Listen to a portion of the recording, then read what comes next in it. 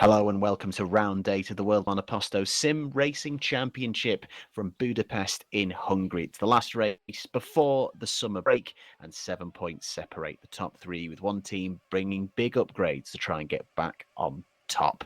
Qualifying is just about to start, so let's have a quick look at those standings. And as mentioned in the drivers, 7 points between Lucas Murno, Pascal Polens, and Filip Puška. Polens winning last time out, putting the pressure on Lucas Murno. Filip Puška keeping pace with the gap back to the Flam. Meshida, who's left the series, and Knežević trying to catch up and get in the top 5 himself. In the team standings, it remains close at the top, but Vanguard Engineering's consistency means they are 7 points clear of SCMM. Scuderia Cesario falling back in third, but they're the team with big upgrades this afternoon. Can they close the gap? In the meantime, looking further down the order, Magnum Motorsports picking up points last time out with big upgrades, and Potenza on a good run of form as well, trying to get into that fight in the midfield. In terms of weather, it's looking pretty straightforward this afternoon, considering it was a very chaotic race last year with very changeable conditions. It's completely dry for qualifying and the race, and we will go to the track now to qualify, as cars are already out on their outlaps heading round. And a quick shout out to Robin Tuman this afternoon, who is with us, but he has taken up the mantle of producer Robin and is producing the stream for us this afternoon. So just me on the comms, and Robin, first time producing the stream. I'm sure he's got it completely under control at the wheel, and we're going to have a very interesting race to entertain you. And I'm sure it should hopefully be interesting enough you'll be okay with keeping up with the madness that's about to ensue. Qualifying is usually very fast and furious in WMSC, and it's going to start, as it so often does, with Pascal Polens flying over the line to be the first one out on a flying lap. So let's go for a flying lap of the Hungaro ring. Round through turn 1, downhill in the run to turn 2, heavy on the brakes, and then just roll the car around into turn 2, then up through the gears, fast out through turn 3, and then hard on the power as we flick left through turn 4. Got some traffic up ahead. Oh, and Poland's are twitching, but then just gripping up at the last minute. A real turn of faith there as we head through 5. Then 6 and 7, the chicane comes to the end of sector 1. Unsurprisingly purple, as he is the first man flying round this afternoon. And then it's the very twisty technical back part of the circuit that is sector 2. Turns 8 through to 11 under the bridge, and we come to the end of sector 2, and then just 3 turns to go. Heavy on the brakes for 12, and then 2 180-degree turns in 13 and 14. Oh, I'd tell a lie. He wasn't the first one out. Victor B, Gabriel Peckley and Knežević have gone ahead. So Poland's looking to get provisional pole and does so only by a tenth from Knežević, though. Quite close. In the meantime, here comes Lucas Murno, purple in the first 2 sectors. La Flamme, provisional pole. Murno takes it away by 0.3 of a second. As mentioned, Cesario have big upgrades this weekend, and they are expected to be the ones to beat. And with Murno leading the championship, this could be really important for him. Could he go into the summer break on top? We'll also keep an eye out for teammate Gabriel Peckley. His first lap obviously has been affected. He's down in 12th, about 5 seconds off teammate. I'm sure he will be able to catch up within this 15-minute session. Just on another outlap, and potentially maybe an off at some point, or a track limits. We've got a little bit of wayward traffic just ahead in the form, I should say, of an infernal void. Now Peckley's just biding his time, trying to create space. In the meantime, Renato Riveda is back after debuting last time out for Potenza. He's stepping into the Bravo Snow Shatten this afternoon. He had a bit of a rough entry to WMSC, disqualified from both qualifying and the race. The race very much getting caught out by blue flags and how short the Spielberg circuit is. Hopefully he can have a stronger afternoon for a team that is on the edge of points and still trying to get their first ever points in WMSC. In the meantime, Pascal Polens has gone up into second, just 0.2 away from Murno. So gap getting closer at the top. In the meantime, John Polaro coming through the final turn. Wasn't with us last time. In fact, no cars from Infernal Void Racing last time out. Good to see them back. Up to 11th. A solid lap from John Polaro there. The Infernal Void and Velocita both having rough seasons so far. Their bad luck from 2024 continuing. Hopefully it can change before we head off for summer. Here is Peckley, who's been round on his flying lap. 2 personal bests, but 7/10ths down in the middle sector. This should still get him comfortably into the top 10 around the 14th and final turn. Peckley across the line. It's a purple final sector from Peckley, and it gets him 5th, just ahead of Knezovic in the leading HRT. We've got Murno coming round, I believe,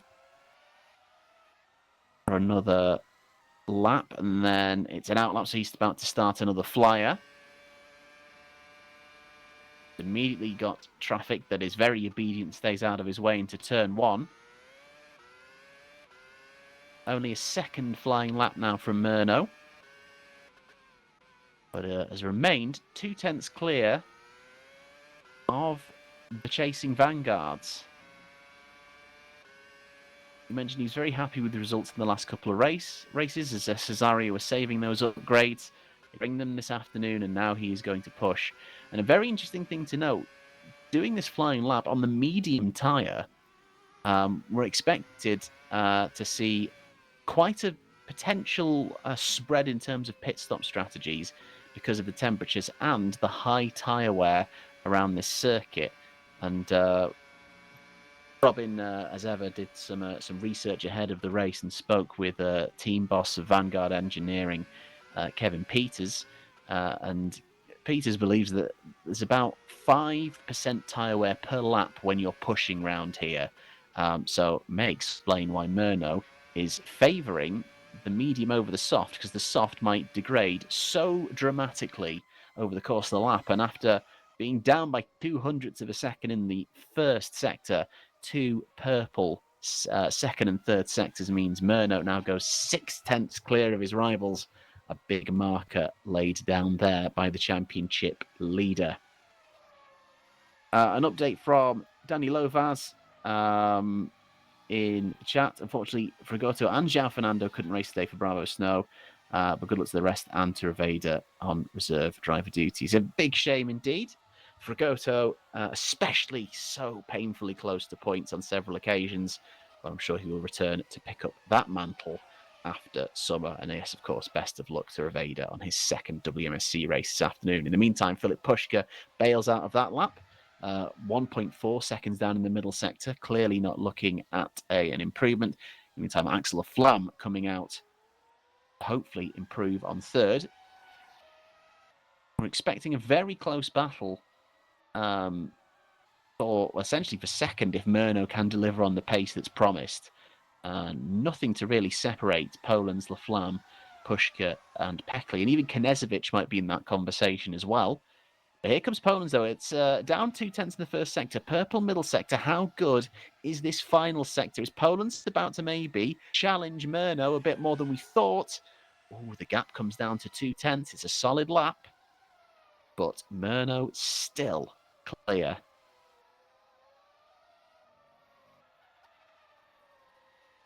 Pushka also, he's come straight in to strap on fresh rubber. He's sticking with the soft performance tyre for his run. Laflamme comes round. My timing screen currently says everyone is now on the performance tyre.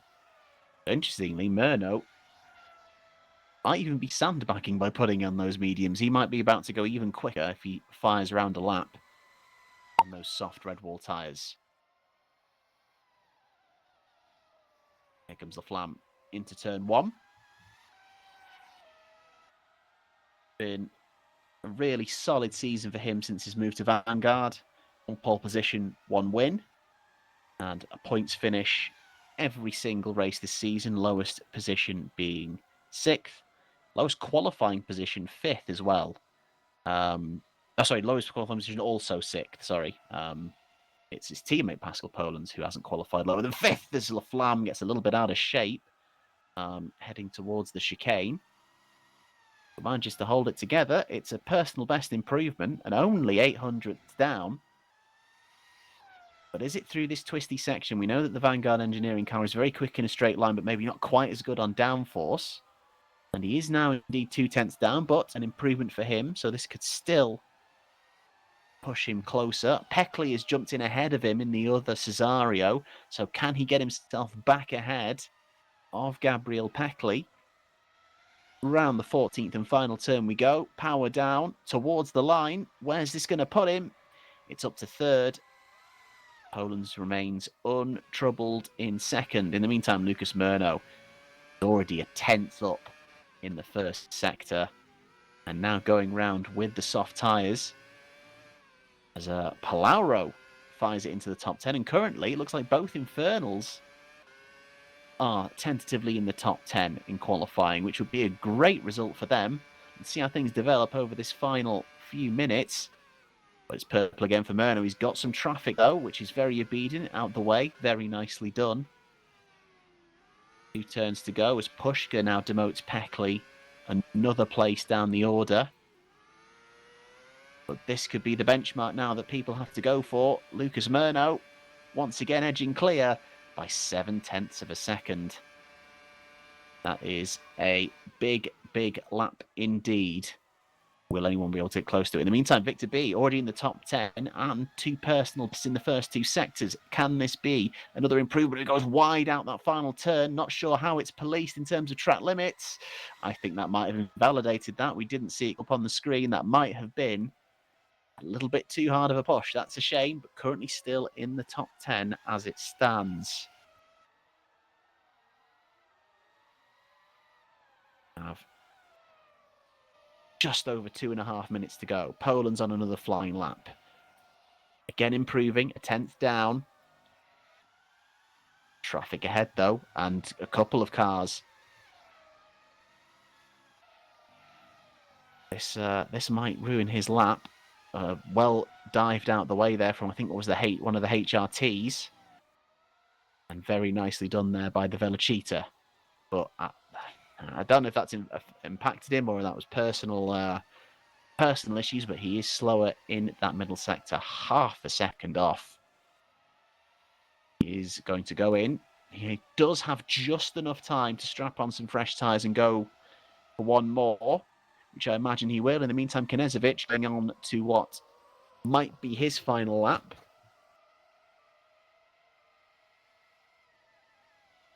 Currently leading his teammate 6th and 7th provisionally at the moment.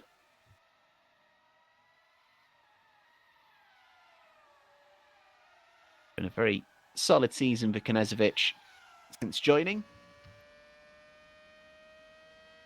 Incredibly consistent. Finished every race in the points. Qualified at least in the top 10 in every race. Hoping to keep that up today. And may move into the top 5 of the standings with the loss of Ruben Meshida.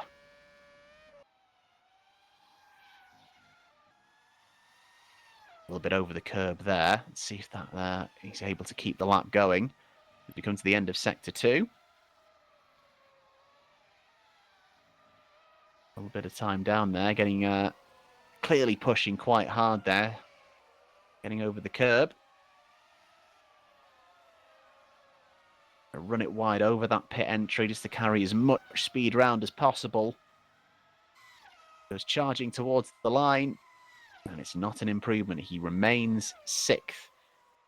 Just over 30 seconds to go. People will be starting their final runs now. The Flam is just going to the line to start his. So anyone who is on a lap now will not be able to start another one. It is going to be the final run. Murno, confident and in the pits. He's certain that Pascal Polens will not be able to bridge that 0.7 of a second gap. That is a very dominant statement marker from him. What can the Flam do? Checkered flag is out. Here's Pushka already on a flyer through the first sector. Oh, dear, you can tell he's pushing really hard to try and wring the neck of it, and actually he's pushed so hard he's decided that is quite enough of that. So Pushka could be at least fourth. In the meantime, the Flam already down by 2/10 from the first sector. Everyone is having to push really hard to try and catch up. In the meantime, can Peckley improve? Split the vanguards ahead of him. Maybe get ahead of Pushka. He does. Up to the second row of the grid. Flam, in the meantime, the middle sector has fared a little bit better.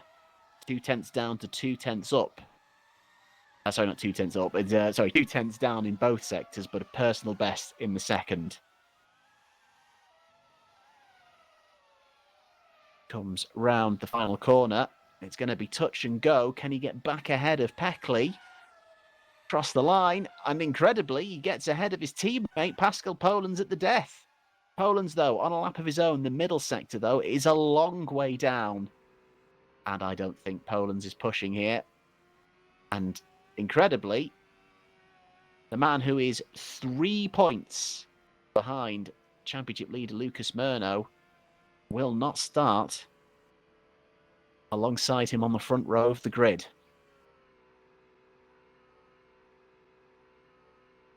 So, our provisional qualifying results. Lucas Murno is clear by 0.6 of a second ahead of Axel Laflamme, just pipping his teammate to that second spot on the front row.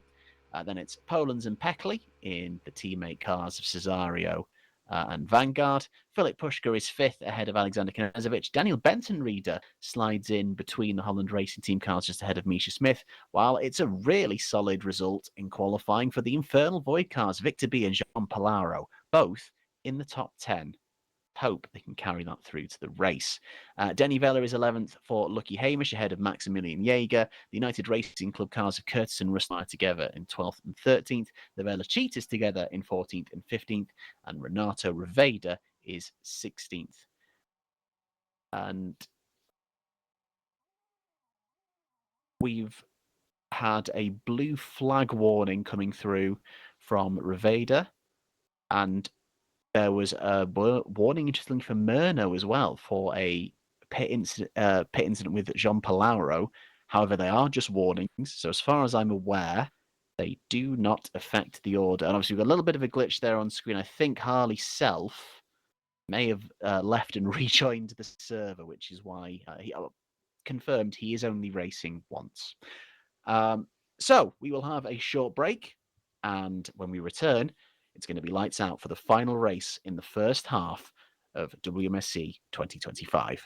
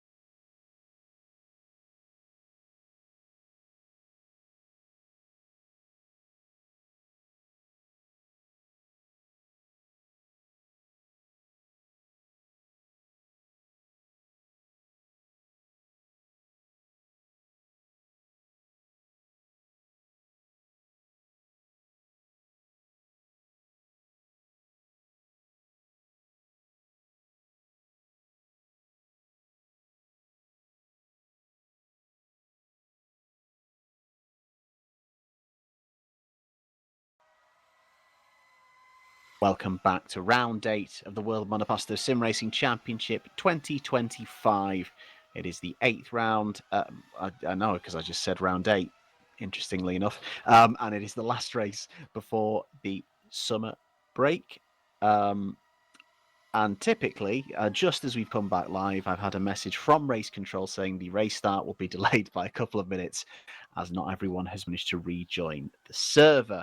We have 18 runners this afternoon, of which you can see the top 10 in terms of the results from qualifying. Lucas Murno on pole, very dominant throughout. 6/10 clear of Axel Flam, who picked his teammate to a spot on the front row at the death. Gabriel Peckley in fourth, and the other Cesario. They've brought upgrades this week, and they are looking very formidable indeed. But it's going to be a close fight between the vanguards, Peckley and Pushka in behind Murno. Murno, surely his to lose, but who knows what can happen. It was very chaotic here last season. In the meantime, Alexander Knezovic is best of the rest in 6th, ahead of Daniel Benton-Reeder and the other HRT of Misha Smith. It's what is undoubtedly the best qualifying result of the season so far for Infernal Void. Both cars in the top 10, Victor B and Jean Palauro. And then Denny Vella is just missing out on a top 10 spot as the only lucky Hamish runner this afternoon, ahead of the other Better Julia of Maximilian Jaeger. Both United Racing Club cars together in 12th and 13th, ahead of Thomas Rashka, Harley Self, and just a little glitch on the graphic there. That order confirmed is Harley Self in 15th, Mateus Machado in 16th, Thomas Rashka in 17th, and Renato Riveda in for Bravo Snow Shatton, with both their usual drivers out, bringing up the rear. So we are just waiting for, I believe, another driver to join the server. I think there might be some connection issues going on, which have plagued us for the last couple of rounds. But hopefully we will have all 18 runners with us in a moment. And yes, obviously Paul Muller, boss of Infernal Void, and Velocita in the chat. Hoping, fingers crossed for this afternoon. It's good pace being shown already. This is going to be a really interesting race. Last season, when we were here in Budapest, Pascal Polens was the winner for Holland Racing Team. It was a 1-2 ahead of teammate and eventual champion Janis Volborn. And the order behind them was Pushka, Murno, and Gabriel Peckley was 5th, racing for Potenza. An incredible result for him. One of the reasons he's very much been promoted to Scuderia Cesario. He's starting 4th today. Lots of changeable weather throughout the race, wet, dry to wet. It was also the debut of one Axel Laflamme, who became a pole sitter and race winner this season, but it wasn't the best of debuts. He was disqualified from the race, but hey, how you start isn't necessarily how you continue, and there he is. And confirmation from race control, the race will be starting in around 60 seconds, so I think we should be good to go. I'm only seeing 17 runners on the timing screen, so I'm going to try and work out in a moment who it is we've actually lost. That would be unfortunate. Wait to head through, as we can still see Axel Flam lapping in the vanguard. He's waiting to snap through reality into the race session. Oh, and lovely tradition, Paul Muller, that you have the ice cream again. I wish I had an ice cream. We are currently, where I am, going through our 3rd heat wave of the summer, the hottest one. And I'm not comfortable right now, so I'm looking forward to an ice cream after the race. And there is a reminder from Race Control, no formation lap. And everyone should be jumping onto the grid as we speak. So let's see if we can work out who is missing. No, Laflamme, Polens, Peckley, Pushka, Knezovic. Misha Smith is out of position at the moment on that tower, but I wonder if that's just waiting for people to come through.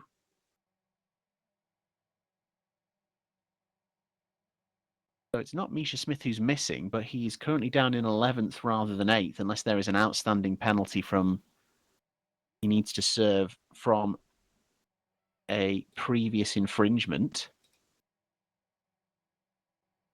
Benton Reed has also been pushed behind Jaeger, so I think there might be a couple of outstanding penalties here that have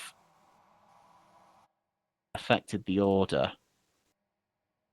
Yes, so Beerhoff has a 2-place grid penalty. Misha Smith has a 2-place grid penalty.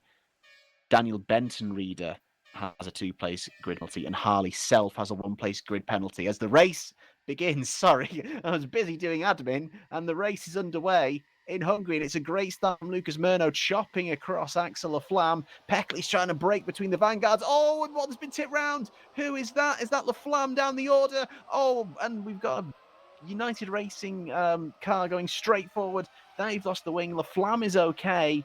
But Peckley was just trying to get round the outside, and they lock front wheel to rear wheel, and that sends Laflamme off. And I'm sure immediately Kevin Peters is going to be on to race control to ask about how that should be handled.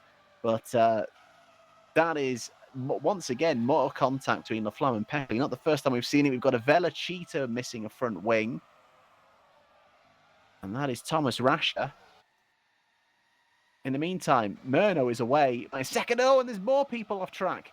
There's rear wing now missing for... I couldn't tell if that was an Infernal Void.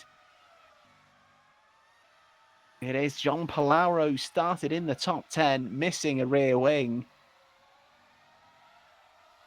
And there's close racing just up ahead of him as well as he crawls around the track.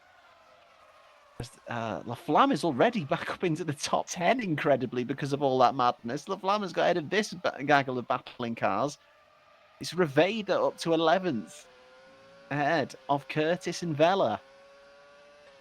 Well, no recriminations just yet, but in the meantime, the straight line speed of that United Racing Club car is apparent. Oh, and there's more contact again. Reveda and Vella touch as they go side by side into turn 2. Reveda's going to try and hang on. Oh, but they bang wheels again.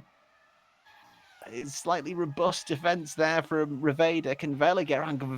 Vella looking so much more confident. You have Jaeger, Palauro, Rashka, and Rustemeyer all in the pits with first lap damage. Reveda runs wide on the exit of turn 4, and Vella around the outside. And I think Reveda needs to let that one go and just get settled into the groove. Already up to 13th, but needs to kind of settle in.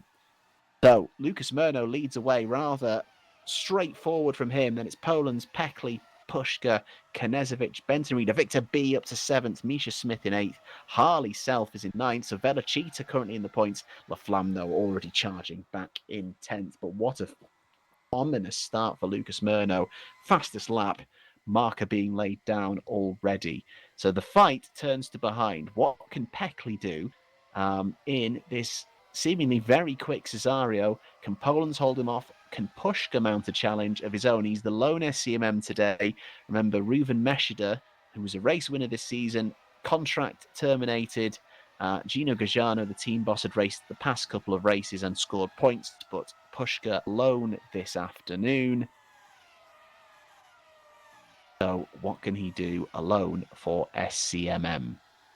Remember, Cesario are the ones who are the furthest behind in the constructors of this top 3 of SCMM, Vanguard, and of course Cesario. But there's a big opportunity this afternoon to make up some ground.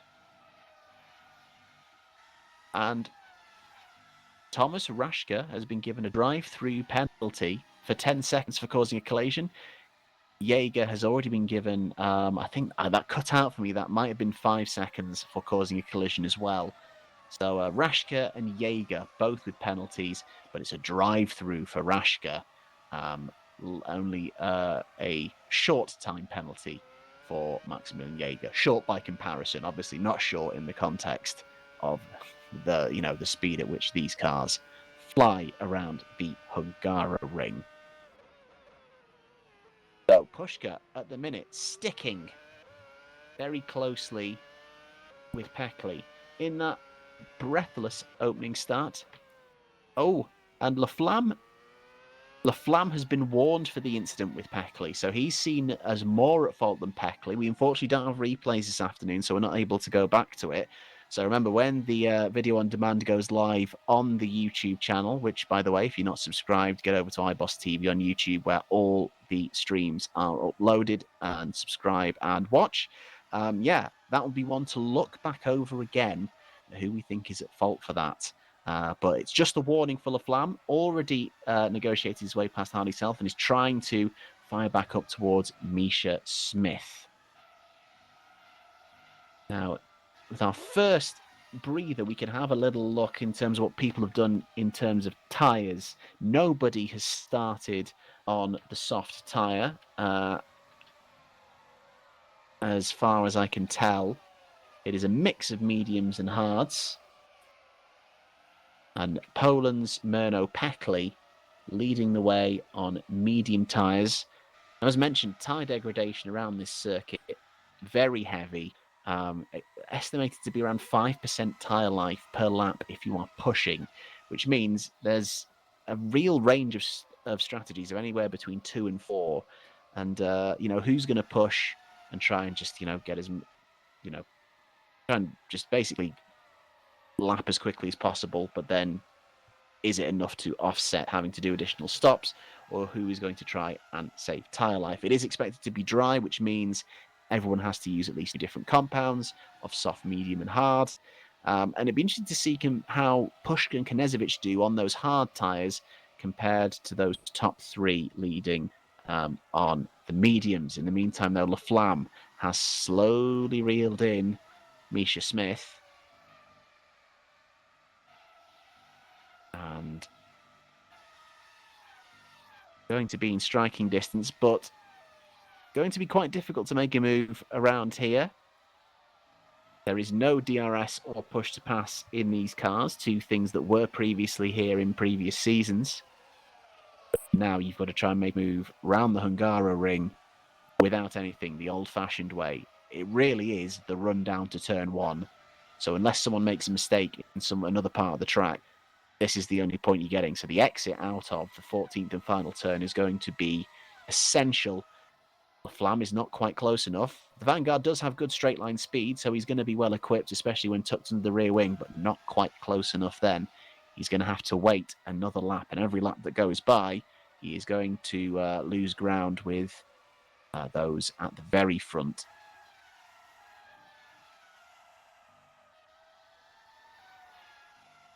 In the meantime, Pushka right up behind Gabriel Peckley. Poland's is just starting to pull away from these two, and it's now what Filip Pushka can do. He's going to feel quite happy on the harder tyre to be able to keep pace with Peckley on the mediums, as long as he's not destroying them and kind of ruining the advantage that is the durability. Harley Self has just dropped to 12th, incidentally. I think he may have had a moment as Denny Vella takes the last points-paying position. Curtis has gotten by 2. But here is Pushka, and he's not going to be close enough this time around. Going to have to try and maybe spring a surprise if he can.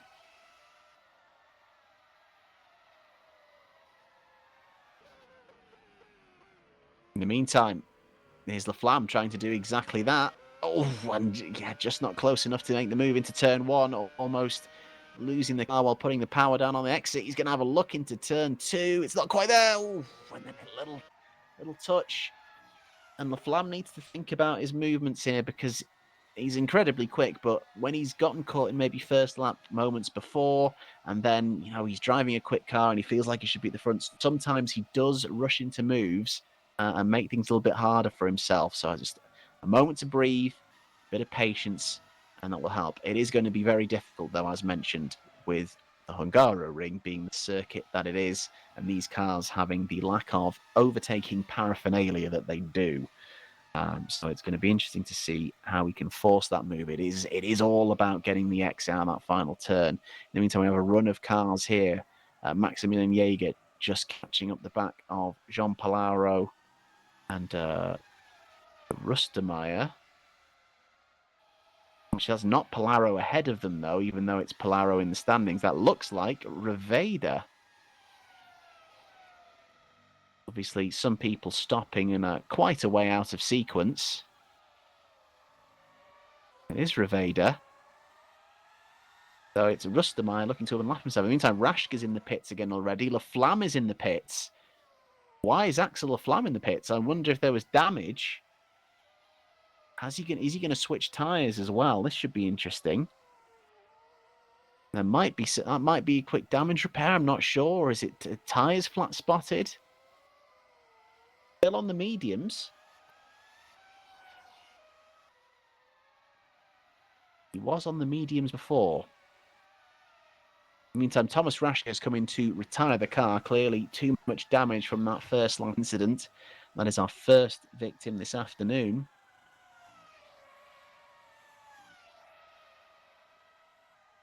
Technically, our second victim, as Mateus Machado, who was listed in the results of qualifying, does not take the race start. So we've technically lost two from those who qualified.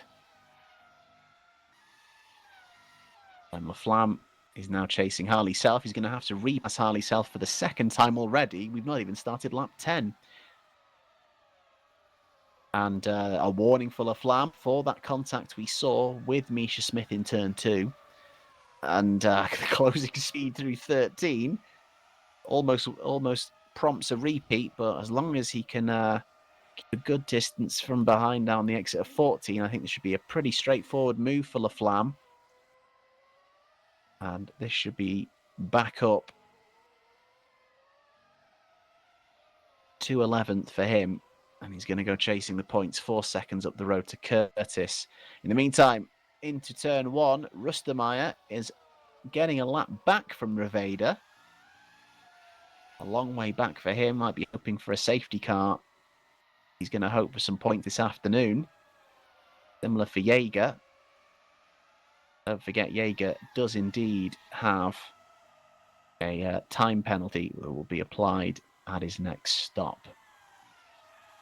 I have to wait frustratingly behind Reveda. There's no real movement through. You can see him on the way, and again closing speeds, nearly catching both of them off guard. On Jaeger to try and make that move safely.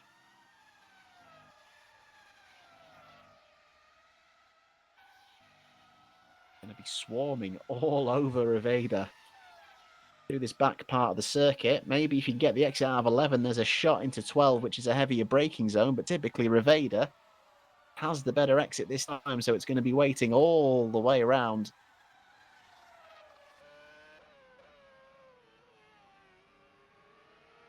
To start finish straight. Oh, and a bit of a snap from both of them there.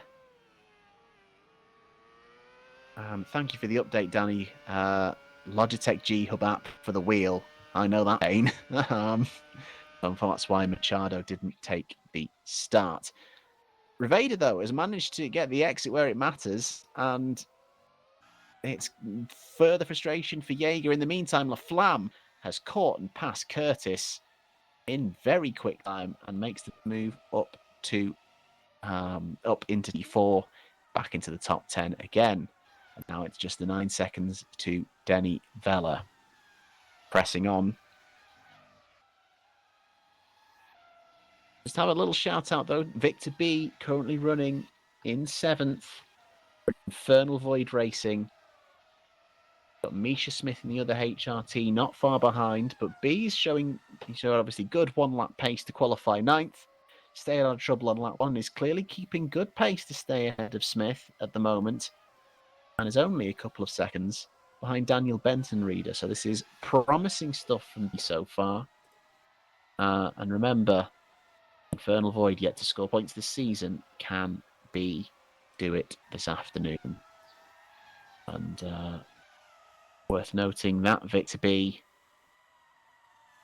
previous best finish in WMSC, 8th in Portugal 2023, France 2024.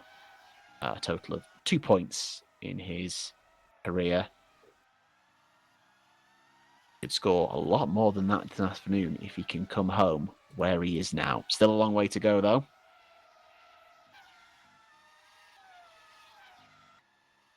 It does seem to be closing in, but Pushka has stayed very much with Peckley. We'll be keeping an eye on how those medium tyres drop off compared to the hards. And how much is Pushka damaging his hards by staying so close? But again, it's just a frustrating arm's length from Pushka.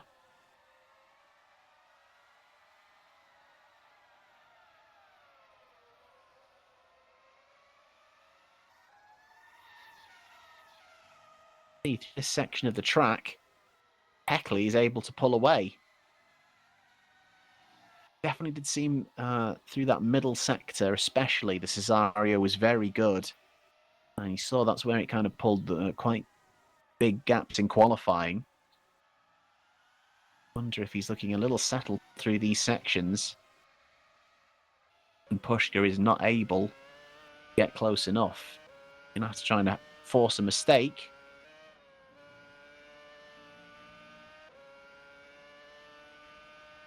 Right on board as we approach turn 12. These final 3 corners are so important for setting up a move around the Hungaroring, as it is about how close you can be running out to the final straight with no DRS to help you. And it's tidy, but it just seems like Peckley's able to get the power down in well enough time. Pushka remaining anywhere between like half a second to like 0.8 behind over the course of a lap, concertinaing up through turn 1. It's going to be all important when pit stops come and how things switch over. How much longer Pushka can run on these hards.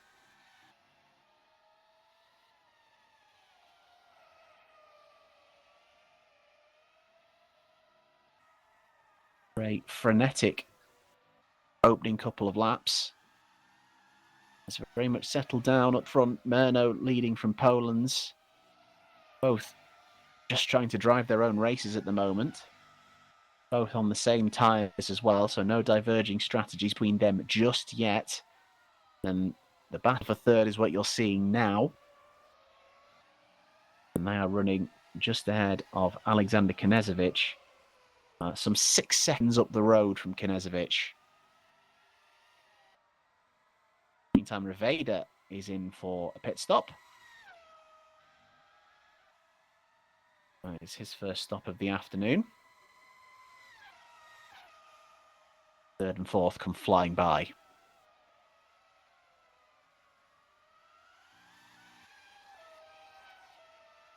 Peckley just seems to have the measure of Pushka at the moment.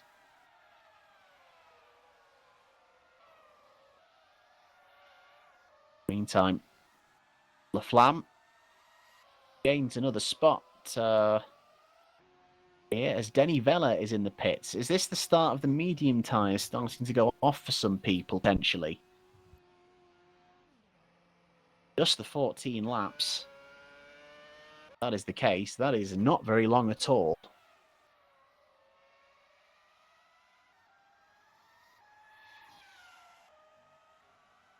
I'm on a big push now.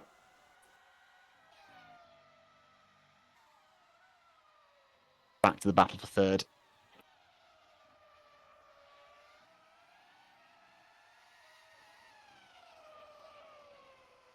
And the thing is, how happy is Philip Pushka going to be with this, being stuck behind Gabriel Peckley? On the one hand, frustrating. He seems close enough. He's keeping with him, and he's very close this time, only 0.4. But the slipstream alone isn't going to be enough. They close up, but not this time. And there's a little bit of a slide through turn 1 for Pushka, and Peckley is safe on the run down to turn 2. But yeah, so he might be frustrated as Benton Reader comes in. But he's also on the hard tyre, so is he going to be quite calm about his chances? Benton Reader in.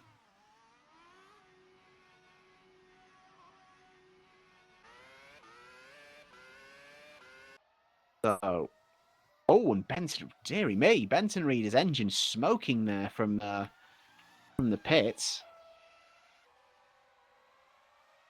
Hopefully that is going to calm down for him as he gets up to speed, but that's slightly concerning for him. Curtis is in the pits in the meantime. And back out. And the smoke has finally stopped for Daniel Benton Reeder. Slightly concerning moment for him. But he's onto the hard tyre. Poland's is in. On the mediums for now. 14 to 16 laps. These mediums are lasting.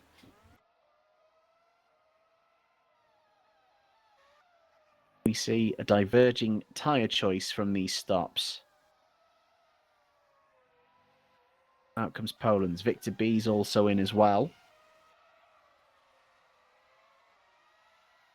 And it looks like Poland's has stuck with medium for now.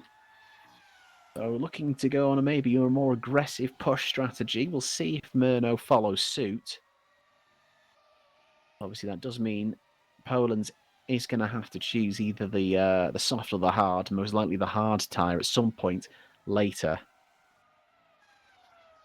in the race. Whereas anyone who gets it out of the way now has at least 3 tyre choices as we continue. Now, how soon will we see Gabriel Peckley duck out of this battle as Poland, as you can see how much he's trying to just get close, and Peckley does duck out of this battle right now on lap 17. Murno has critically stayed out for now on those mediums. But Philip Pushka is now in free air on his hard tyres. How much can he extend? How much is the durability offset between the mediums and the hards around this circuit? Philip Pushka and Alexander Knežević, who now inherits third, they will be our guinea pigs.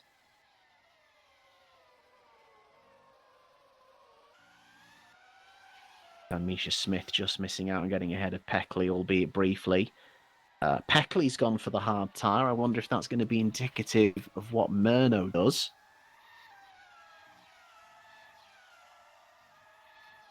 But Laflamme there, getting right over the curb. Laflamme looking to push, and remember it was Smith. Laflamme was trying to overtake before he ducked in for his early pit stop, which very much puts Laflamme out of sequence now in terms of tyre durability and stopping.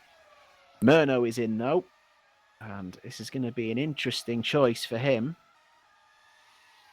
Oh, but I tell you what, that tyre offset might be serving Axel Laflamme quite well, because look at how quickly he's closing up.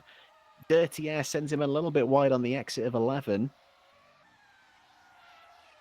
the meantime, Philip Pushka does inherit the lead from Lucas Murno, having not stopped.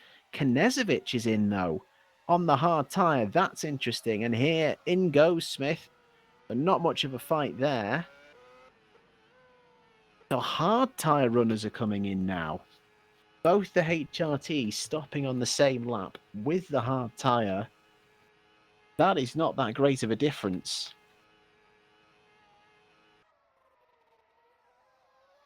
So what's quite interesting is, considering how well Philip Pushka was able to stay with Gabriel Peckley on the hard tyres and his opponent being on the mediums. Oh, and interesting between Murno and Curtis, no further action. We're not sure when that occurred. Fortunately, no further action from it. But yeah, if the durability of the hards isn't that much longer, makes you wonder. But as you can see, Alexander Knežević has opted to go back onto another set of them, and so Smith. But they've not really been able to extend much longer than those medium runners.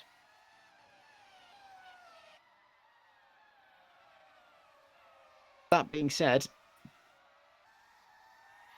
it might be exclusively a HRT issue, as Filip Puška hasn't come in yet on his hards, but he has been reeled in quite quickly indeed by Lucas Murno. It was about 8 seconds between Murno and Poland's before they both stopped, and Poland's, having stopped earlier and being able to get on that fresher rubber and sticking on mediums, has meant the gap has come down, and it's coming down even more because Filip Puška is inadvertently doing Pascal Poland's a favour by holding up Murno throughout all this back section. Well, Murno also getting caught out on the dirty air, wide through 11. And he's going to have to probably wait to the main straight.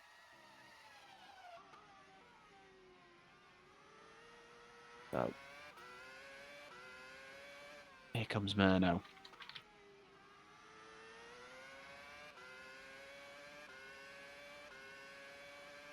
And that exit isn't the best, but the speed is increasing. He's going to have to probably send it. And he does. It needed to be a decisive move. They go side by side. And that's a very well executed move and very respectful racing from both of them. He could not get stuck behind Filip Puška for too long. The gap had already come down to around 4 seconds. That is a defensive move. In the meantime, Daniel Benton-Reader has lost a rear wing at some point. And that's important, as for all those people that are going for points-paying positions, Benton-Reader and Better Julia usually in the lower part of the points, but that is going to potentially open the door to some other people who are just on the fringes. Oh, he spun it, and Benton-Reader spins on pit entry, coming around the final corner, and that's going to cost them even more time. But this is huge for Curtis and Vela. They are the people close enough to inherit that, and they're currently fighting each other. Through they go, and now all of a sudden they're fighting over a point.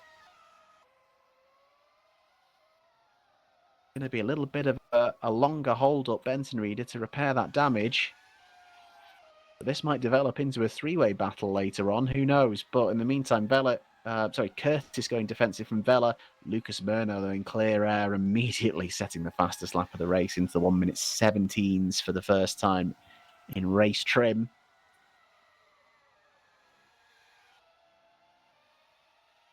Curtis under pressure here from Denny Vela.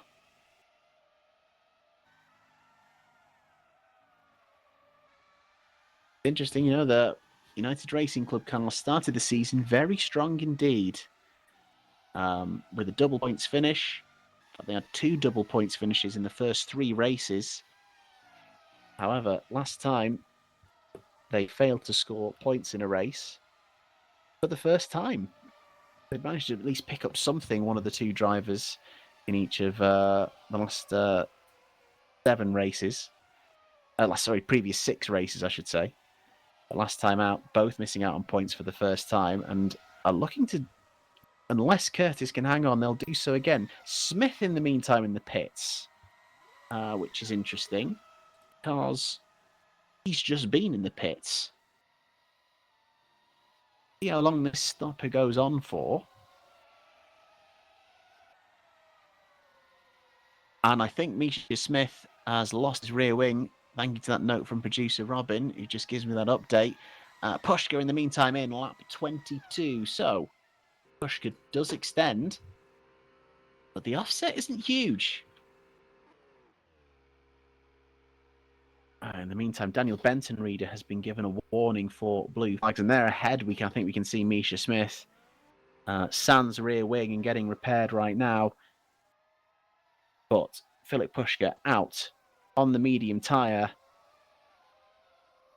He comes out behind Axel Laflamme, but remember, Laflamme is very much out of sequence on stops. If Laflamme can keep his pace up, when he does stop, he's let the pit stops do the most of the work for him, and rather than having to duel and get behind people, he's gained his places. They're essentially running in clear air. So that stop now starting to make a lot more sense.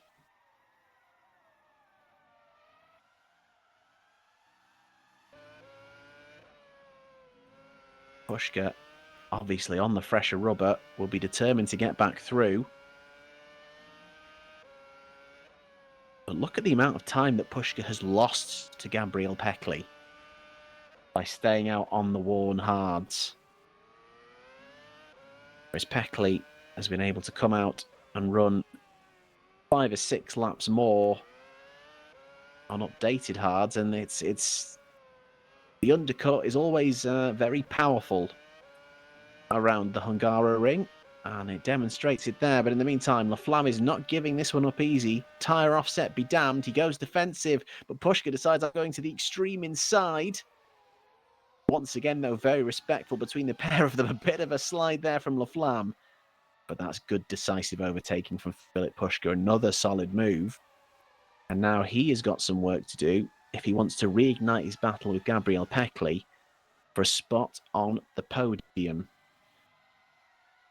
As Peckley currently looking to match his best result in Cesario.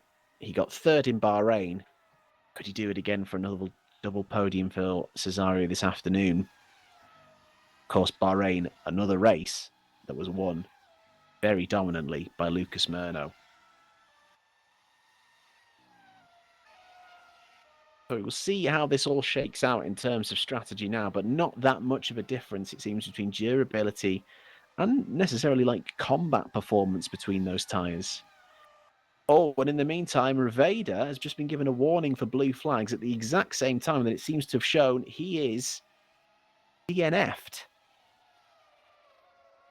So something has happened to Riveda, and the one Bravo Snowshatten is out of the race. In the meantime, Laflamme in. Let's see how far down the order he drops. What tyre he goes to.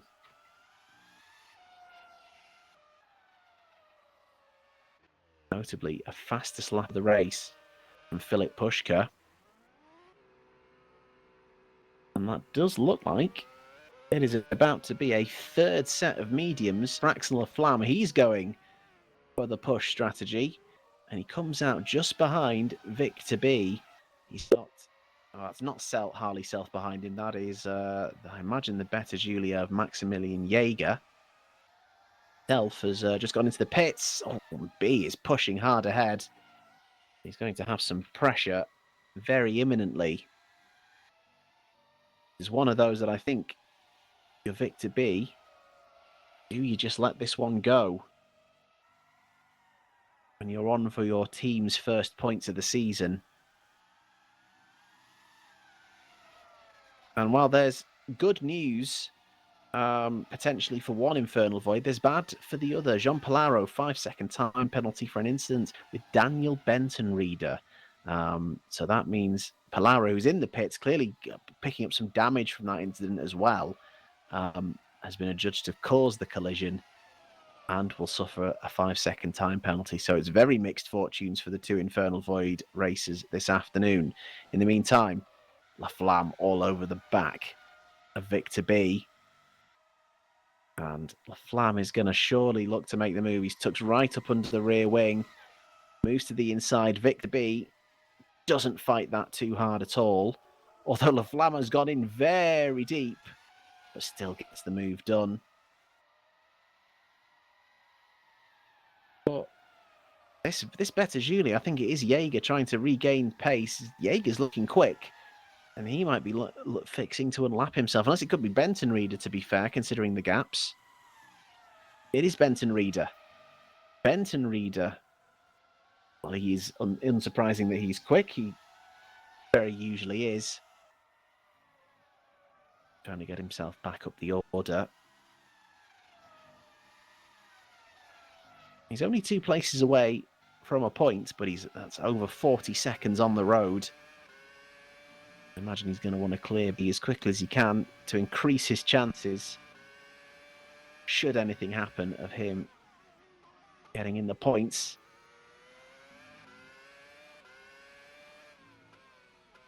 Both running the hard tyre, taking a slightly different line through 13 to each other.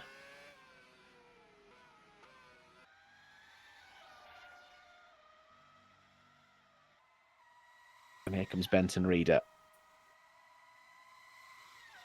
In the slipstream, he doesn't quite have the same oomph that the Vanguard of Laflamme has. And oh wow, and he almost seemingly very late slides up the inside. I think B goes a little bit wide, and Benton Reader does get his lap back from Victor B as he looks to try and shut the gap to Smith and Self ahead. Thank you to the update to Infernal Void from Infernal Void team boss Paul Muller. Claro with a frozen screen after he came back and was seeing himself in the wall, so he ended up DNFing. That is our third DNF of the afternoon, plus the DNS of Mateus Machado. In the meantime, Philip Pushka has been pushing hard, and the gap is now coming down to around 3 seconds. It's going to be quite interesting. So obviously there's going to be a tyre offset in favour of Philip Pushka by 5 laps. And he's on the softer, more aggressive tyre. The question is, will he have the rubber to be able to make the move when he gets to Peckley? How much will Peckley's hards have deteriorated by comparison? Could be interesting. Philip Pushka is not giving up on the hope of a podium this afternoon. He looks to keep in what is very much developing to a 3-way title fight between Luke Smyrno, Pascal Polans, and this man on screen. To do that, I think it will be vital to pick up these extra points being on the podium would afford him. One of the United Racing Club cars very compliantly stays out of the way and doesn't hinder his charge. The gap down to now around 1.5 seconds. Pushka is pushing hard. Comparing lap times of the laps just gone, Gabriel Peckley did a 1 minute 19.8, whereas Pushka did a 1 minute 18.7, 1.1 seconds taken out of Gabriel Peckley in that lap alone. If he does it again, he's within a second by the end of this lap. Of course, when you get through the twisty sector 2, this is where this extra grip on the more aggressive tyre is all going to come into play for Philip Pushka.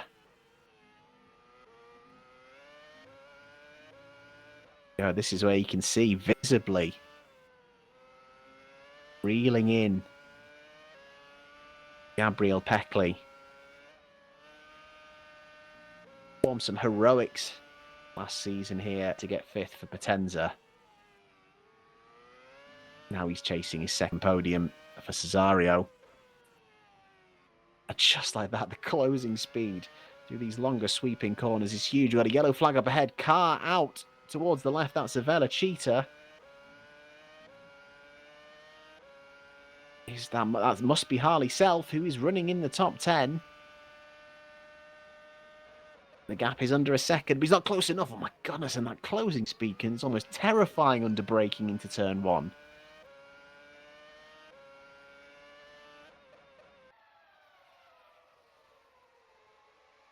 Round they go.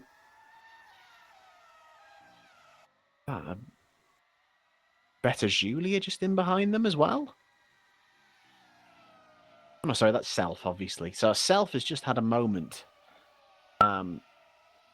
Whether he was fighting with someone, or if he was fighting with Curtis, can't recall how close together they were on track, but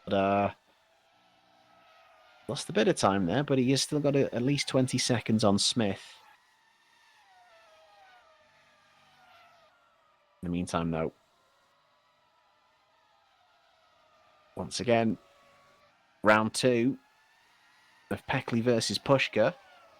Roles reversed in terms of tyres, but an offset in favour of Philip Pushka. Is it going to be enough for him to be able to get ahead? Out of turn 14, they're very close. Oh, Knezovic. DNF, Alexander Knezovic. Now, we'll revisit that in a second. I wonder if that's a disconnect. If it is, this track is cursed for him, as last season at Budapest, Alexander Knezovic disconnected twice from this very race. Still managed to come back and finish. So if it would be a third disconnect in two years racing at the Hungaroring, that would be awfully horrible. But he's dropping down the order in the meantime. Pushka is so close. He's looking at moves into turns 6 and 7.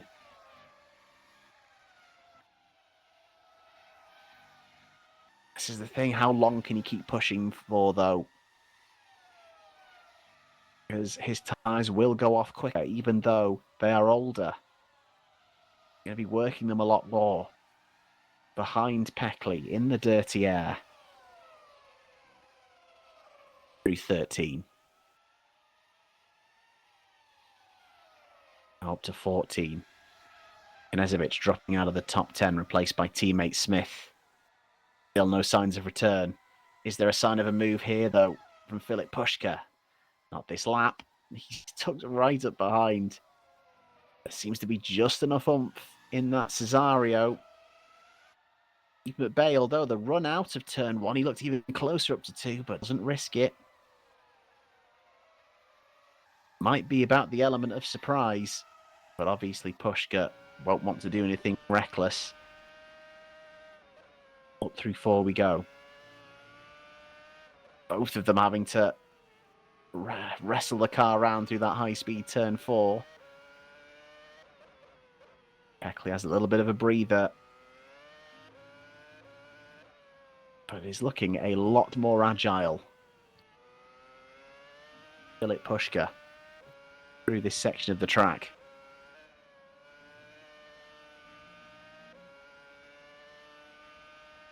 Question is, can he make it count in the section that really matters? A little bit wide and out of control over 12. Needs to be shutting the gap up.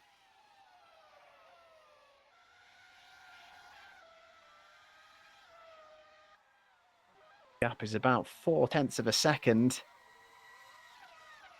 And just as Alexander Knezovic dropped back into 14th at last, he rejoins. It is a disconnect. Unbelievable bad luck at the Budapest for Alexander Knezovic. But as ever, glad to see him come back and try and carry on. Considering the DNFs and the starting numbers we had for today, 14th, there's some coming togethers. He still might inherit something. So always worth keeping going. But HRT points this afternoon is very much now on teammate Misha Smith. Knezovic will lose his 100% scoring record with HRT. It is a shame to lose it to a disconnect. In the meantime, though, Puška is trying really hard. Whether those tyres are going off or whether it's the dirty air, having a few more moments behind Peckley, but he does able to close up through 13. All about the exit from 14, and he's very close through here. This is a really good run, and you can tell Peckley's worried as he dips to the inside. Got ducks and dipped mixed up there and nearly said something else entirely, but it is enough for Peckley to defend. In the meantime, Maximilian Jaeger has been given a penalty that he's just come out of the pits and it's been given by the game, so I imagine that might be pit lane speeding. Jaeger's already had one penalty this afternoon. He collects another for his troubles. That was the best opportunity, though, for Filip Puška. Peckley defended aggressively and still had just enough to make sure that Puška couldn't get his car far enough alongside through turn 1. And if anything, being a little bit further back, coming through the end of sector 2, served him well. He'll almost have a bit of a run-up when dirty air is less affecting the car. Is he able to do it again? Let's see. So up to 13 we go. Doesn't close up quite as much this time. And Puška is done. Those medium tyres are gone. But is he going to try the undercut? As mentioned, very powerful around here. Only 10 laps, though, on those mediums. That is a short stint, indeed. And I think it's clear that he's obviously been pushing really, really hard to not only shut the gap to Peckley, because he lost out to an undercut, but then obviously, as you see, he's been trying to attack and get past the last few laps. He comes out just ahead of Axel Laflamme, covering off Laflamme, who's on the mediums, and has also been on those mediums for 10 laps. As you can see, is still going.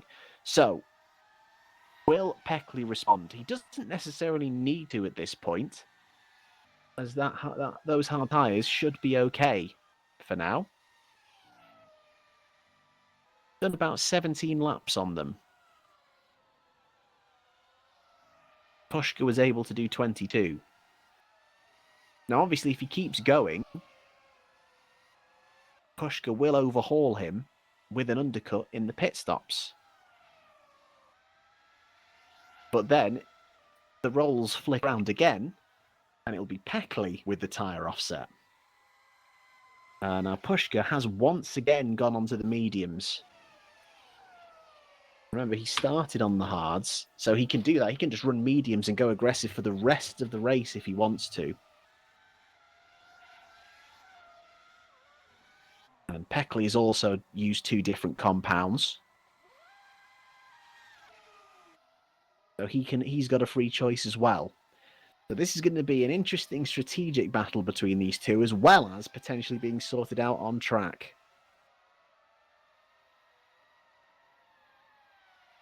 I don't know what you meant to write, Gino, in chat, but I've just got 3 stars here, so I don't know if you you wrote a swear word. I have no idea.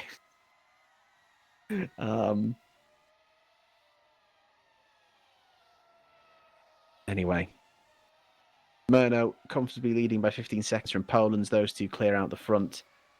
The big battle on the circuit, albeit not quite there yet because of a pit stop offset. It's Peckley versus Pushka.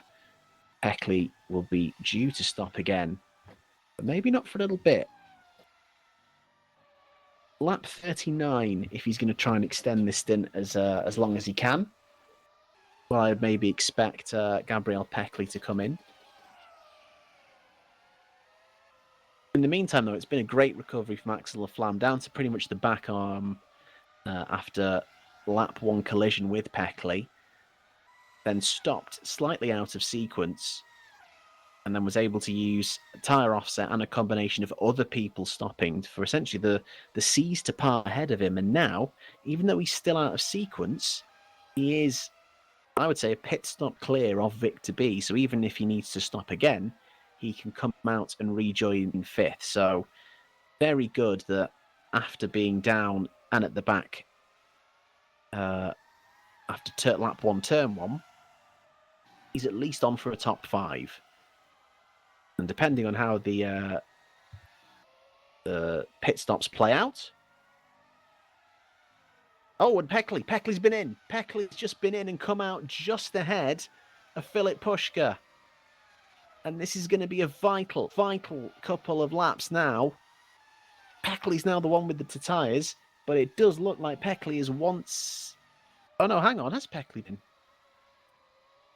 It doesn't say Peckley's been in for another stop. How come they're together on the road? Has something happened with Peckley?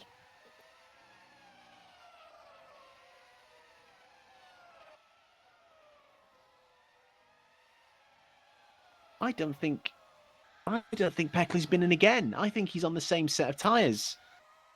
Has Gabriel Peckley had a moment? This could be huge. Philip Pushka on the attack into turn 1. He's being forced the long way around. He's going to try and send it the long way around. Oh, but there's contact. Oh, and now Peckley's round. And Axel Laflamme, after having contact with Peckley, is now ahead of Peckley. And if he hasn't stopped, as my timesheet suggests... Oh, and Danny Lovas, thank you for the update. Game freeze, like in Austria, and what was developing to a potentially close battle between Peckley and Pushka has now ruined Gabriel Peckley's chance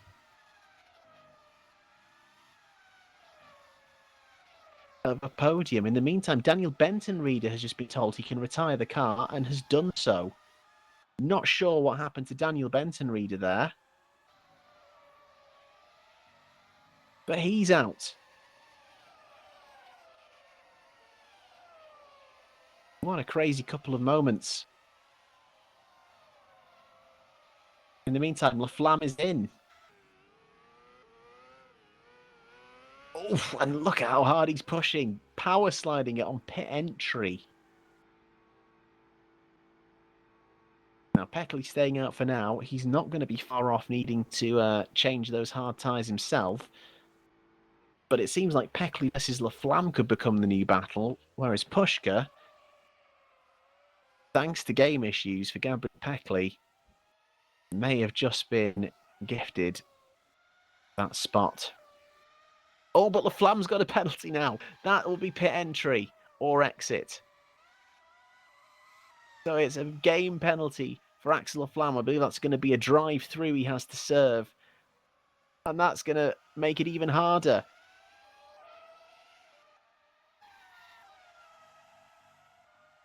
Deary me. So, Peckley now has a chance to stay clear of Laflamme. Laflamme has got some very hard work to do indeed. And that's going to maybe put him back into the jaws of B. But he's out on the mediums again on lap 39.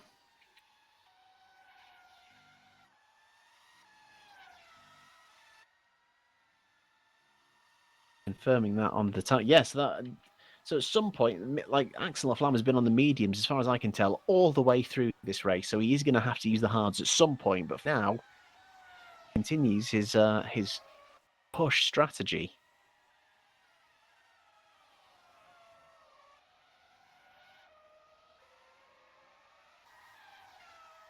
Meantime, we look to Aaron Curtis, who is to engage battle with Harley Self.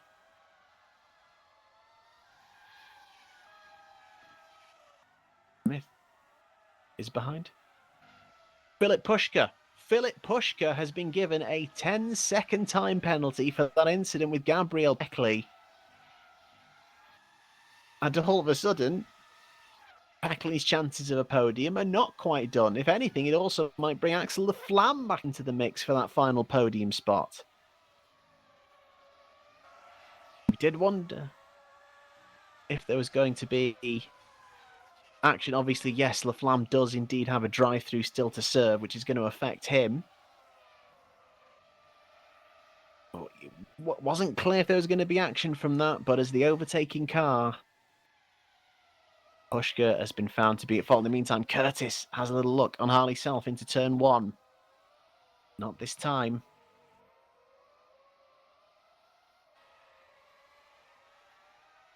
Both Velocita and Infernal Void without points before today, and now there's a car from each running in the points. Self and B running very clean races. Obviously taking advantage from the fact that Knezovic, who I've just noticed as well, has DNF'd again. So it looks like another disconnect. What is it with Alexander Knezovic and Budapest? In the meantime, Lucas Murno is in.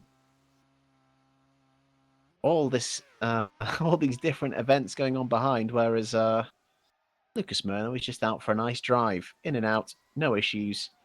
8 seconds between him and Pascal Polens. As Murno and Polens both with their second stops out of the way. They are now, though, by the looks of it, on separate tyres. Murno onto the hards, into the medium. Different compounds of tyres, I should say. It is worth mentioning that obviously they've got separate tyres. Why would they share them? That would be impossible.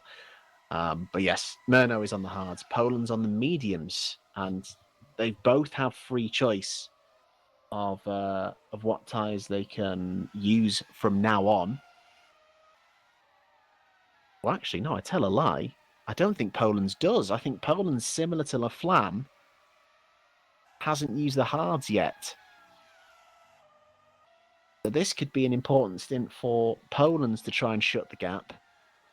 but he is going to be on hards on what is likely to be his final stint of the race.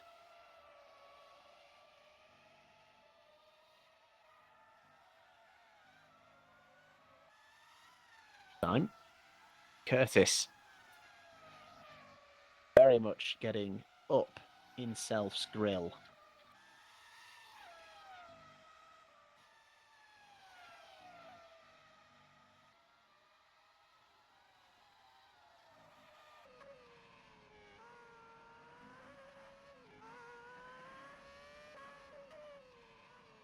Just had a message from the team boss, Kevin Peters. As far as he's concerned, there's not much of a fight for to try and catch Murno, but and he's expecting Murno to stick on the prime to the end. So if anything, he's not too worried about Poland's being on the hard at the end of the race. The only thing he's got to watch out for is Pushka behind, but obviously there's a good 20 seconds back there. But Poland's sticking on that medium. And if he's not being forced to push, he's going to hopefully take good care of those best he can.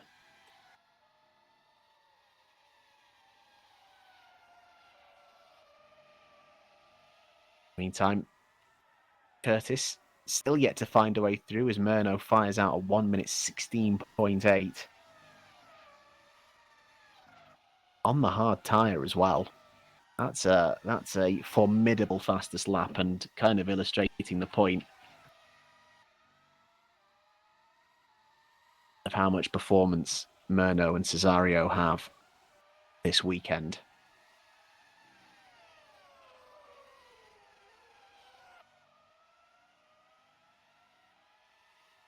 So Self once again trying to defend from Curtis. And gets a good run out of 14, immediately looking to break the toe. Based on this gap, I think he's just got enough. Curtis does the closing speed in the final section of the straight. And quicker. Curtis doesn't look at a move. Oh, Laflamme! Axel Laflamme! That is very interesting. Why is Laflamme not only out, he's dropped him down to 17th. And another disconnect. Oh, it's a disqualification. What? Has Laflamme forgotten to serve the penalty handed out by the game, and therefore the game has just automatically disqualified him because there has been absolutely no call from race control,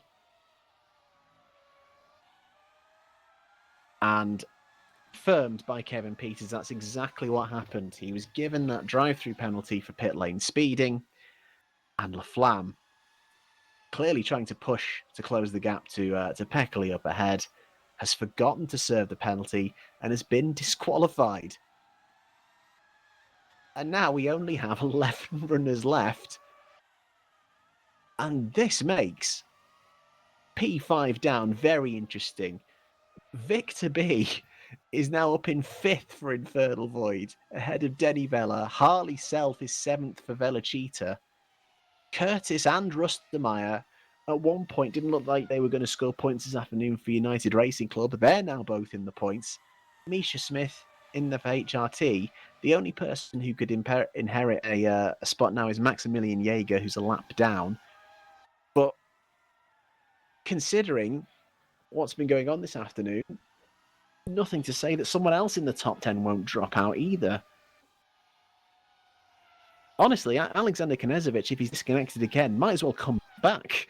If something else happens to 2 more people, still might get a point. What a strange afternoon we've had. Well, that does indeed shake up the constructors. It would be absolutely great to see Velocita and Infernal Void scoring points.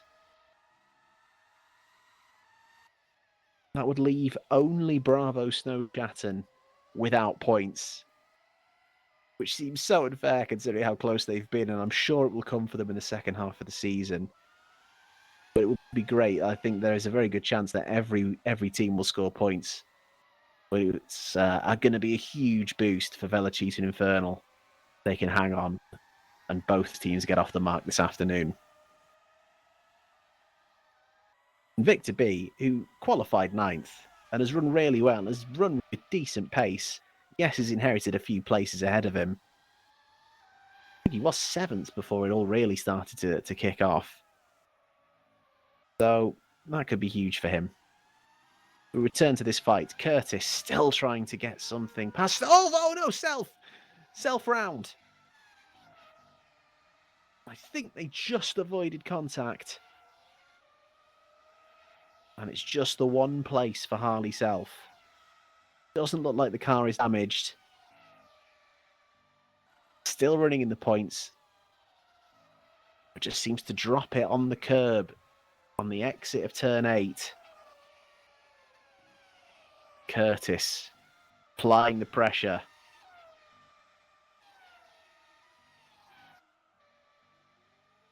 Rustemeyer's round. Smith and I think that must have been Smith and Rustemeyer fighting. But Rustemeyer's round at, I think, the same point as well. I don't know if that was Rustemeyer maybe trying to get on the attack of Misha Smith. But nothing lost there in terms of positions. And Rustemeyer remains 10th.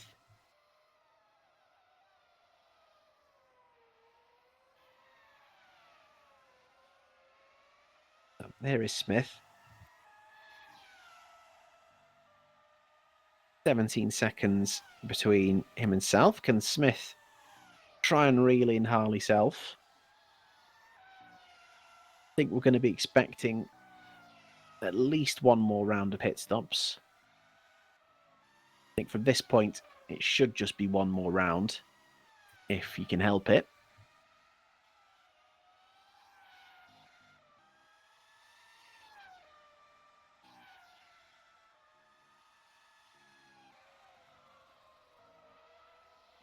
As it stands, everyone is comfortably arm's length from each other at this moment in time. Only Polans and Pushka running the medium tyre. Here is Pascal Polans. Coming into this race, had 2 consecutive pole positions. It could have been 2 consecutive wins if not for a disconnect in Monza. He was very much in contention. Not guaranteed, but in the mix. But the disconnect puts the end of that. But returned in Austria, a very confident win to shut the gap to Murnau up the front. And yes, Murnau will extend that gap coming into the summer break, but I think this is the minimum that, the most I think that Poland's would have expected and wanted. So at least he's achieving that. But Lucas Murnau, as many anticipated, has been superb this afternoon. And it very much echoes his win in Bahrain, where he also took pole. Looked very comfortable out the front. It's worth noting, his results this season, consistency has been incredible. Started with a 5th in Australia, but then first, 2 seconds, 2 thirds, another second. And, barring any nonsense, might be on for win number 2 this season. That will see him take charge. Meantime, here's Gabriel Peckley, and incredibly, Peckley is 4th. But that is Lucas Murnau behind. This is like 90s Formula 1 style timing boards to see how far up the field is getting lapped. Nigel Mansell 1992 in the active suspension Williams comes to mind. That is crazy. Because lots of people have had issues and collisions and penalties. And Lucas Murno has just managed the start and driven off and just been able to lap consistently and coming up, lapping his teammate. That's absolutely insane. Obviously noting that Peckley has had a moment himself with his game, and that's cost him time. 20 laps to go. You need a hell of a shake-up, and Peckley was a little bit wide. I'm not sure if that was deliberate or not, or whether he was just giving his teammate a wide berth. And he has spotted him. And no embarrassing moments for Scuderia Cesario there. Peckley through. Field is lapped up to the top 3. That is quite a statement for Lucas Murno. And the upgrades have been timed perfectly for Cesario. They've kind of had a couple of big upgrades. They did it for Bahrain, they did it here. And then they've just hedged their bets and, you know, trying to make sure they're still competitive and consistent.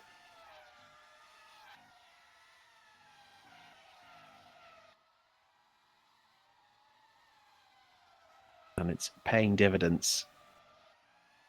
They may not be the leaders in the constructors, but they're going to eat into that gap, especially with the disqualification of Axel Afon this afternoon. In the meantime, Misha Smith still working at trying to shut the gap to Harley Self. And at the minute, they will swap places as Self is in the pits.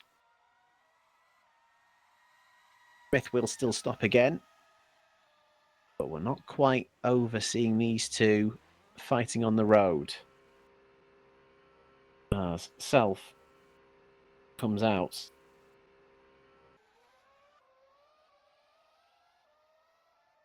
with the medium tyre.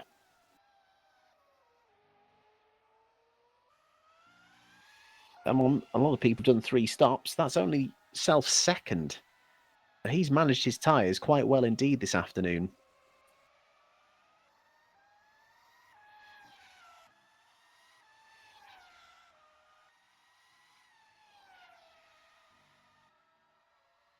They make comfortable margin ahead of Rustermeyer.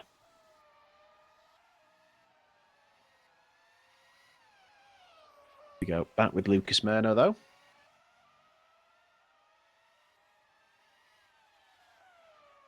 Actually, I told a slight fib before. I read off his results from the season, saying that he'd had 3 seconds and 2/3.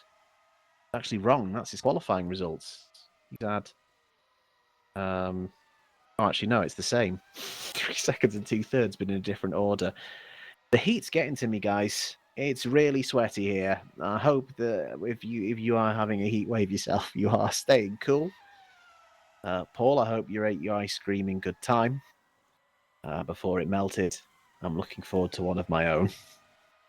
Clearly, I'm dehydrated. That's actually an interesting stat that Lucas Murno will have the exact same qualifying results as race results. He's got the same number of 5th places, 1st, 2nds, and 3rds in both qualifying and the race, but not necessarily all in lockstep. That is going to be pole number 2 and win number 2 this afternoon if he can steer clear of trouble. Arguably one of the biggest stories of the afternoon, though, is Victor B.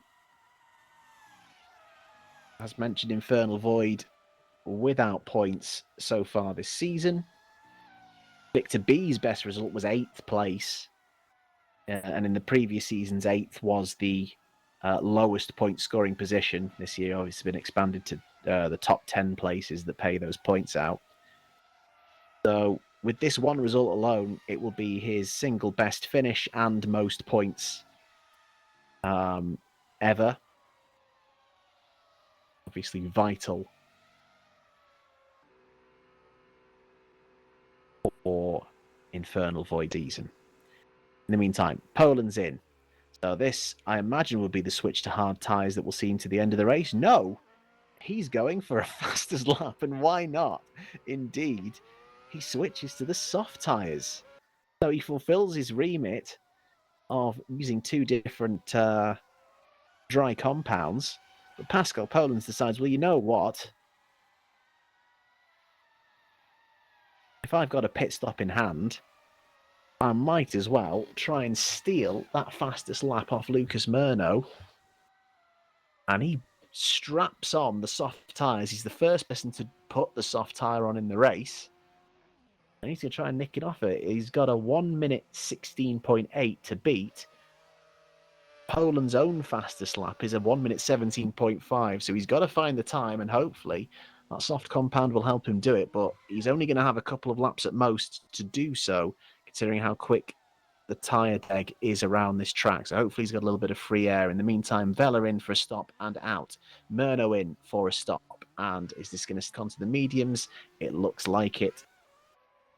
And he's out as well. And Murno, that should be him to the end of the race. Poland's might have to stop again, but since Pushka does, it doesn't matter. So here we go. It's a late qualifying lap from Pascal Polands. See what he can do. Through turn one we go. Pushka is stopping now, so we'll serve his stop. I wonder if Pushka, in the meantime, oh, Misha Smith with a penalty. I imagine either track limits or pit stop. I'm not sure where he is at this point. But here we go, to the end of sector one for Pascal Polands. Through turn four we go. He's incredibly, with those soft tyres, still 0.04 of a second off Lucas Murno. This is very much going to be on for his personal best. It's all about this sector two. Can he use the extra grip ordered to him? Or is the performance in that Cesario this weekend just too much? Out of turn 11, under the bridge. He's 0.2 down even still. And obviously, remember, Murno would have set his current fastest lap earlier in the race when there was slightly more fuel on board as well. That's insane. So, here comes Polands. Pushka is stuck with the mediums. He's not getting drawn into a fastest lap shootout. It is a purple final sector, though, by a 10th, but it's not enough to make up the gap. So he's still about 0.2 off Lucas Murno's fastest lap. In the meantime, Lucas Murno set a purple first sector on his fresh medium. So Murno might be about to go even quicker. Maybe not on this lap, though. Oh, there's surely going to be a blue flag warning for that. That HRT needs to get away. Oh, my goodness. I thought he was almost taken out then, and that would have changed the story quite a lot. But dear me, Misha Smith dicing with death there. And yeah, that has very much put paid to Lucas Murno's rebuttal lap. But he might get another crack at it next time around, with the medium still being relatively fresh for him.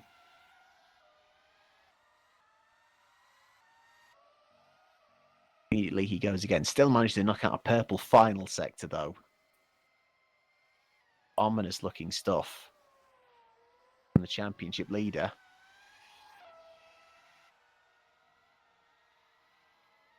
Polands has not been able to light up the timing sheets on his second lap either.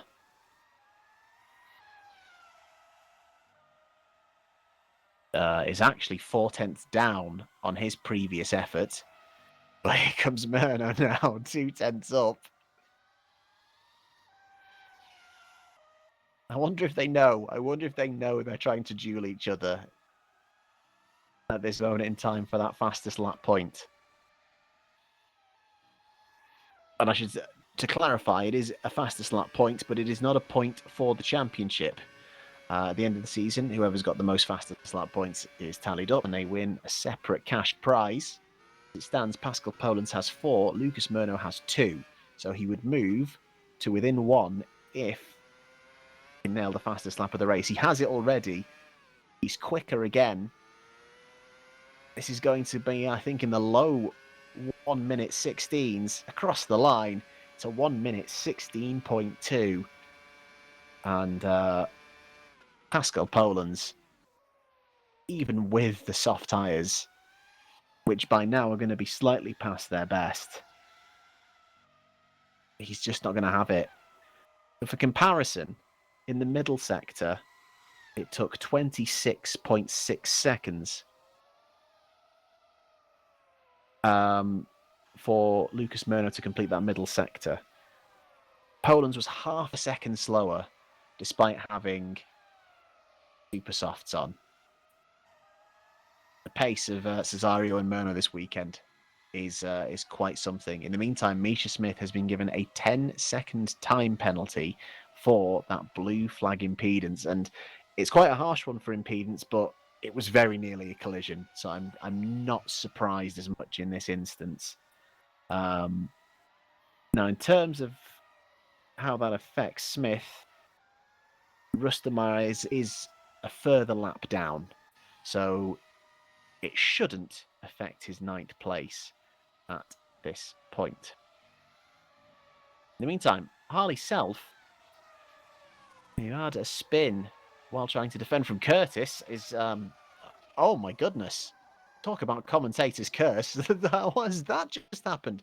Oh, and there's collision there between him and Jaeger. What just happened to Harley Self? What a strange incident. Now, the pressure is slightly off Harley Self because Smith behind him is about to will have a 10-second time penalty, or it'll have to be served in a stop. But what an odd moment.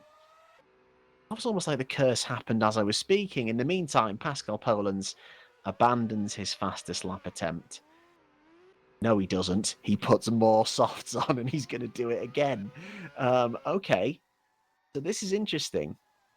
He's now only 6 seconds clear of Pushka. Pushka does not need to stop again.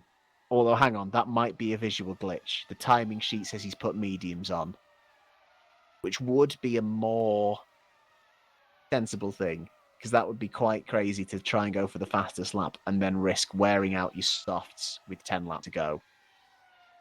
Staying soft up there, but I'm showing on the timing sheet that I've got that the top 3 are all running the same tyre, which would be medium. So I think Pascal Polans has abandoned his fastest lap efforts and is just going to run those mediums to the end and hold station and hold the gap. Philip Pushka. 5 seconds between them now because of the extra stop that Polans has done. But obviously Polans will now have slightly fresher rubber and should be able to see that out to the end.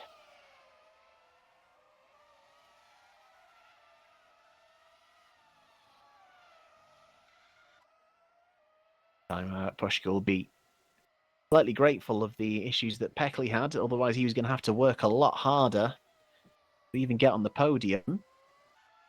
Maybe he'll put a little voodoo curse on Pascal Polans' game and he might even finish second, but I don't know how much power he has in that. In the meantime, Misha Smith has been disqualified. Misha Smith is out. HRT will not score points today. Jaeger inherits 10th.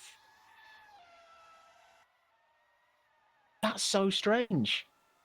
Because unless Smith was given another penalty by the game, typically you don't get disqualified for when race control gives you a 10-second time penalty for the blue flag. So unless there was another penalty on the docket for Misha Smith, which must be the case, and he's out. Insane. 1 DNS, 2 disqualifications, 5 DNFs. And the field lapped up to the top 3. 90s Formula 1 is back.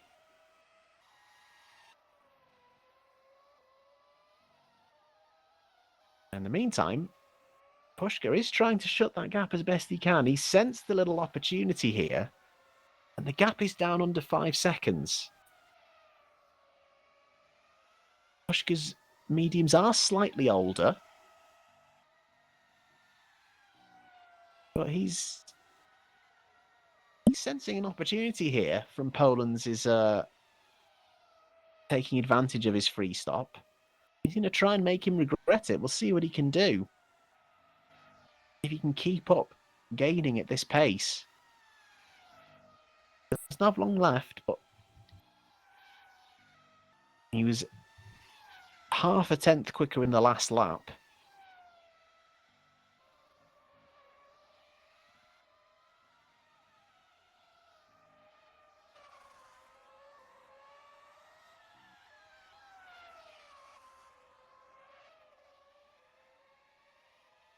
Come round the final corner. Let's see if how much more he's able to bring the gap down. Poland's has just crossed the line to do a 1 minute 17.8. Whilst Pushka also doing a 1 minute 17.8. So Poland's is at least holding Pushka at the moment.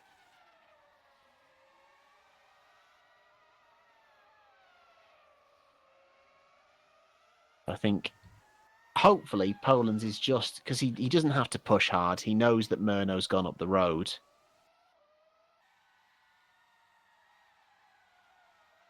A bit of tyre saving going on from Poland's just to have something in hand, just in case. Now, interestingly, we haven't seen it, but there was an incident between Victor B and Dominic Rustermeyer. Rustermeyer's just come in the pits as a result. But breathe a sigh of relief, Paul Muller. There is no further action. So all is fine for Victor B running in fifth.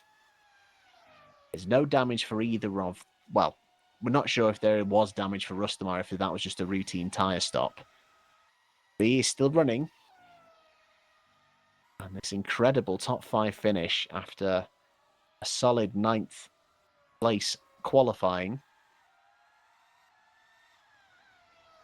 Still on. Self has fortunately settled down as well, still in 8th after his odd moment. Meantime, though, that gap is stabilising, and if anything, Poland's is just making sure it sticks around that 5-second mark. Two cars briefly in the same shot there.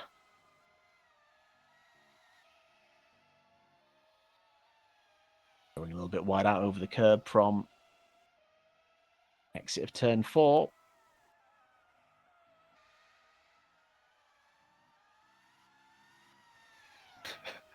Paul Muller wanting to end the race as quickly as possible. It's very much a stop the count moment for his teams. Need to keep their head on straight.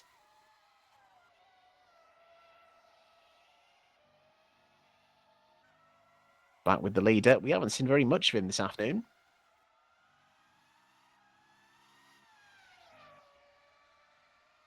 Made sure he did what he needed to off the start. Gap was over a second before the end of lap 1. And he's just stayed out of trouble. Been very eventful behind him. But out front, Lucas Murno has done exactly what he needed to do this afternoon.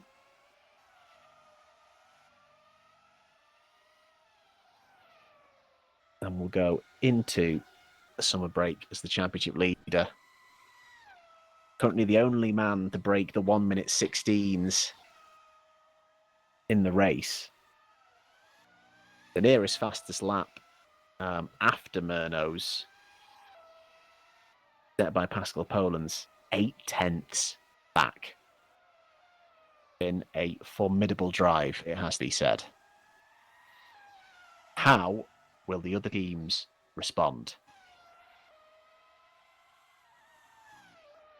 After 2 years where Holland Racing Team had all the answers against Maniti Racing, against Optimal Esports, against Scuderia Cesario, against SCMM.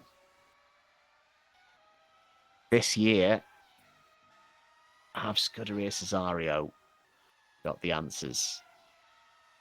Looking good for Murno, but it's still close. Poland and Pushka are right there, as you can see. Even closer in the constructors. Between Vanguard, SCMM, Cesario, and the fact that Cesario are a little bit further back, I mean that Vanguard still will be, I think, off the top of my head, in pole position, constructors-wise, coming into the break.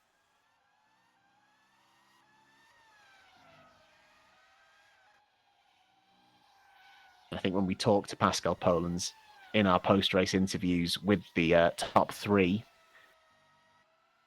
I think he'll very much say that he's done exactly what he needed to do. He's maximised what he could do. It's just about seeing what they can do upon return. Come back to racing towards the end of August.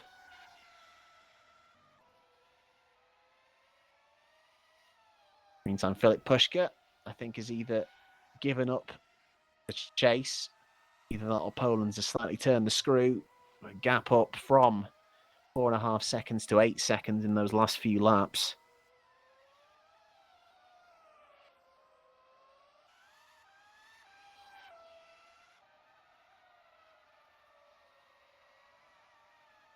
Once again, another chaotic race at Budapest. Last year it was chaotic due to the changing conditions. This year, for very different reasons, a series of incidents, disconnects and disqualifications. And maybe proof that the field is very much ready for their summer holidays. This is the man of the moment. Victor B in Infernal Void Racing. It's not quite the Nico Hulkenberg story, but it's getting close enough. Infernal Void have been on a little bit of a drought. And not only break that drought, but come back with a top 5. And yes, as I mentioned, Victor B has inherited places. He's been quick in his own right. And Harley Self, despite a couple of mistakes, has also driven with very good pace. Could have maybe had 7th without those mistakes. But I think he'll still be very, very happy indeed with an 8th place.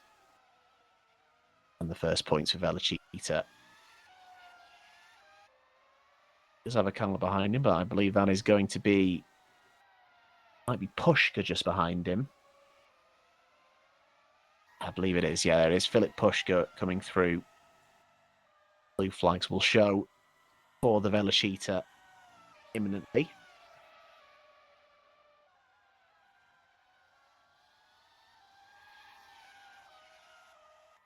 No other pit stop length gaps. Look at that domination on the timing tower from Murno. Absolutely insane. And twice lapped up to 6th. That is quite something indeed.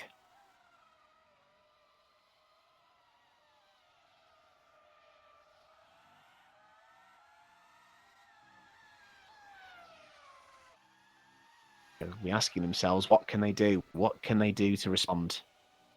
In the meantime, there must be a slightly triggering moment coming up to the back of an orange car after what nearly happened between Smith and Murno earlier in the race. But B is out of the way. Doesn't want to risk anything this afternoon. Murno comes round to start the penultimate lap. As I was about to say, no one I think is a pits the way, so I don't think we're going to see anyone jump in to try and take that fastest lap with a fresh set of softs. But as Lucas Murno has proved, I don't think they could do it anyway. It'll be a 3rd fastest lap point for him. Brings him to within 1 of Pascal Polens.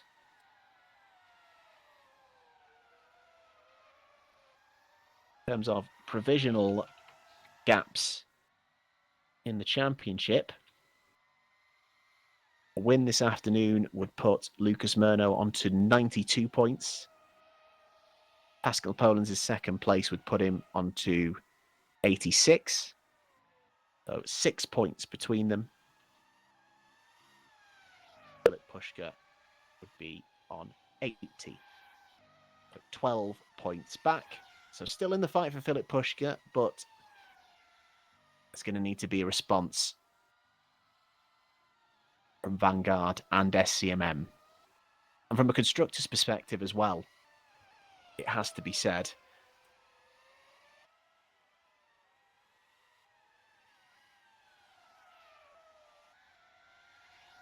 SCMM need to think about what they're doing with their second driver. Because obviously Gino's been a really solid replacement. He scored points on every race. He's raced for them. But I know Gino is looking at getting someone in permanently. Hopefully, the sooner he can do that, they can continue their fight in the constructors. They are currently second. But Cesario are coming.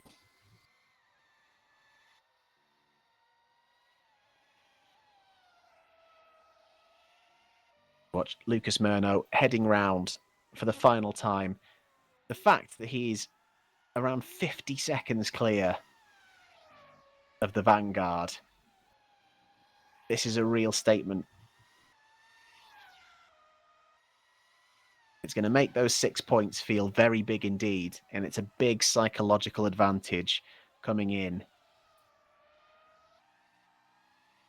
to the summer break.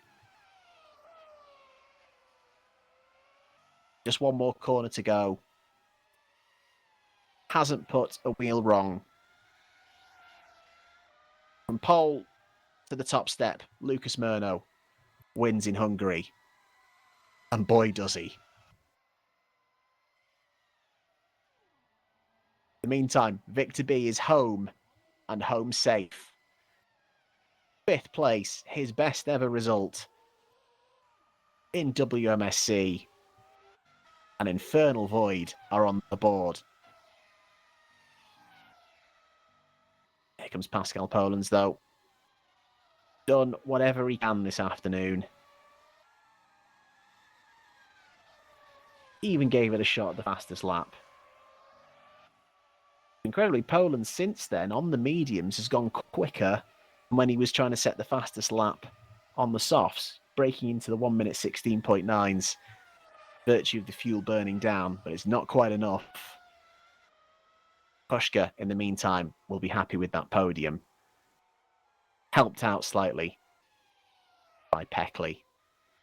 And Harley Self comes home. It's first points of the season for Velocita as well. And that ice cream for Paul Muller will taste extra sweet indeed.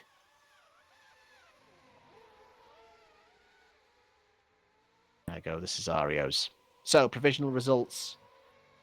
Lucas Murno wins from Pascal Polens and Filip Puška. The top 3 in the championship in order finish top 3 in this race. Gabriel Peckley could have been on the podium himself. We'll never know. That battle slightly disrupted by game issues, meaning he has to settle for 4th.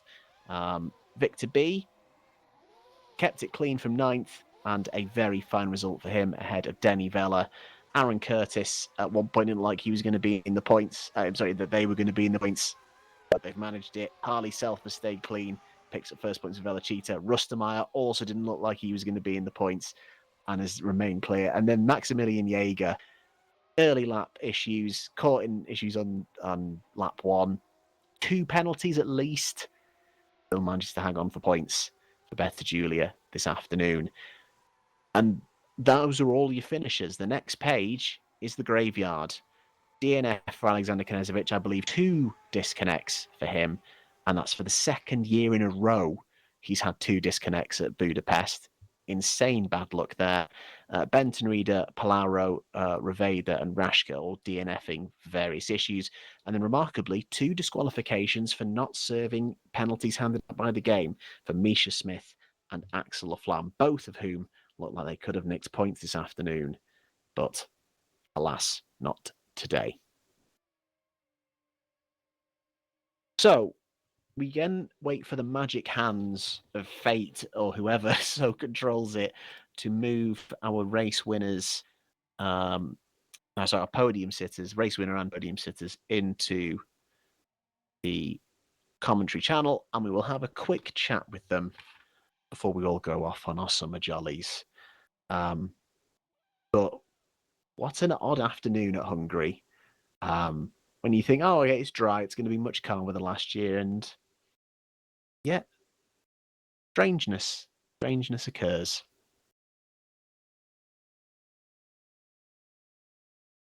Yes, 12 points separating the top three as we come into the summer break. It's all about what Vanguard and SCMM can do to bridge the performance gap that has very much developed once again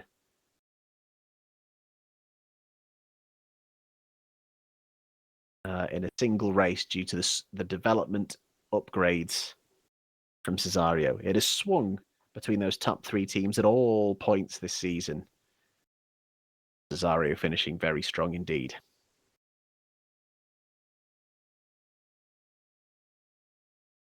Bear with me as we wait to get the top three in.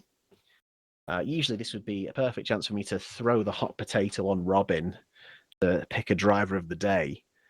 But considering he's been hard at work producing the stream for the first time, he's unable to be thrown that potato. But in fairness, he's had the potato of producing the stream, and very well done to him. Very fine work indeed. I think we've been able to keep up with all the key points very well. And considering it's his first time producing, I think we can be pretty happy with that. And I hope you guys have still enjoyed the stream as well. Although it is obviously weaker for being without his input.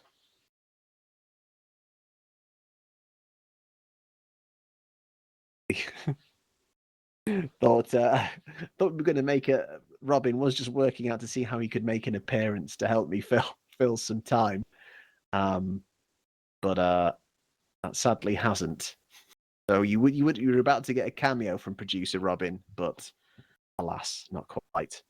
I can see Philip Pushka is up in the magical green room, and once again I can't move him. So hopefully someone will.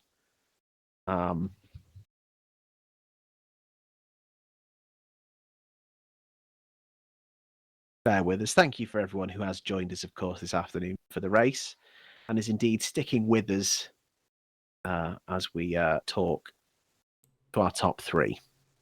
I think I actually managed to make my microphone work. So hello everybody. To fill the air a bit, I can actually give you my drive of the day since you have been asking so nicely, and I think that would be definitely Victor B, because P4 with that infernal void, a fantastic job, kept his nose clean, and that was what's crucial today. Absolutely, and we'd spoken to Paul Muller a couple of times, and he said at some point, hopefully if there's chaos and our guys can be in the race, we can pick something up, and they did. But fair play to both Victor B and Harley Self.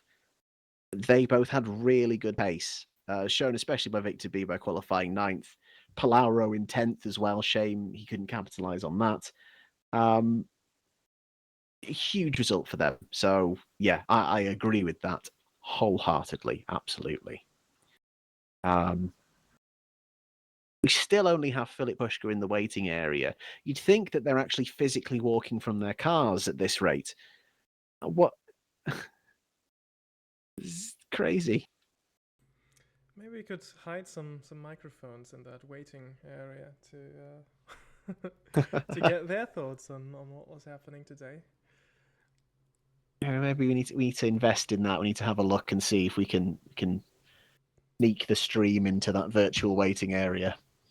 I will just pop something in the Discord.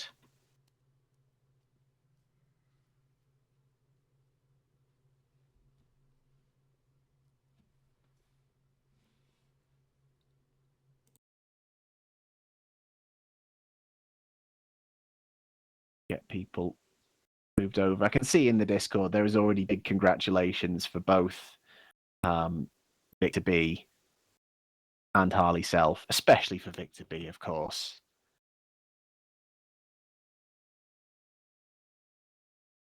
Big question from Harley Self. Anyone know how many points P8 is? Which the answer is 3. I've got that right off the top of my head. That'll be 3 championship points for Harley Self. Well, we'll give it another minute, but if no one appears, we might just go without, because I want my ice cream as well.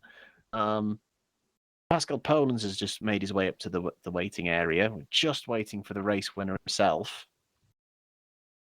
And hopefully, all 3 of them will be with us.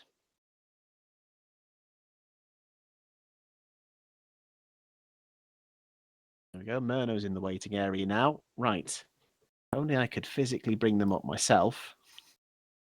We're just waiting for someone to drag them through. We'll have to talk with management about this. This is getting ridiculous. We're all waiting more each time. Guy don't have this problem. And just whack a microphone under their noses every race and then get on with it. Exactly. Maybe you should get avatars in the game walking towards the cars, annoying them when they get out. Yeah, exactly. Hang on, how come I'm not able to do a virtual grid walk? That's what I want next. I want to be able to do my best Martin Brundle impression for the celebrities.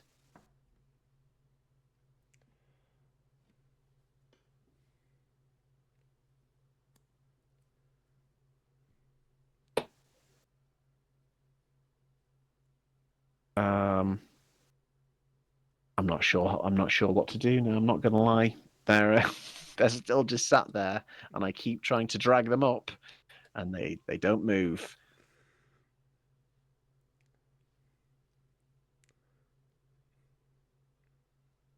Don't know if Michael is keeping an eye out on the stream, but Michael, if you've got the power to move us, to move Murno, Pascal, and Pushka up, please, beg of you.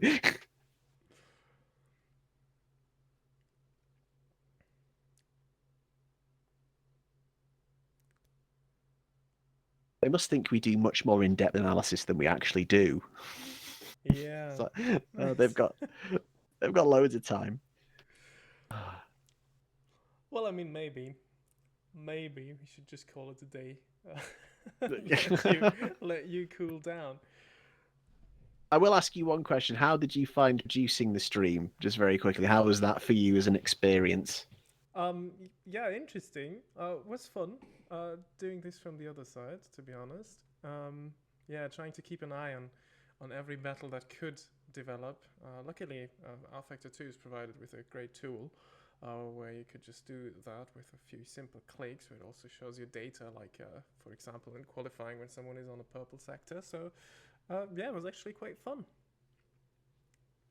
Okay, well, I'm glad you enjoyed it. I think I would have found it all too very stressful, but I'm glad you enjoyed it. And I think it went very well. I think if we'd not said, I don't think anyone would have known. Obviously, we were without replays, unfortunately, which is just a hardware issue, which I think I would also have had that same issue with as well.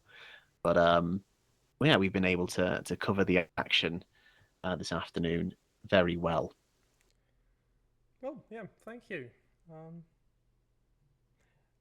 I think I was expecting them to have been moved through in that intervening moment, so I think we will call it there. Because they're so frustratingly close, and I can't move them up. But next time, we're back. So obviously, summer break. We're back towards the end of August, and we're heading to a circuit where we haven't been in WMSC before. We're off Imola, San Marino for round number 9. I do hope you'll join us for the rest of the season. It's been so close so far, and long may it continue. Have a great summer break, and we'll see you soon.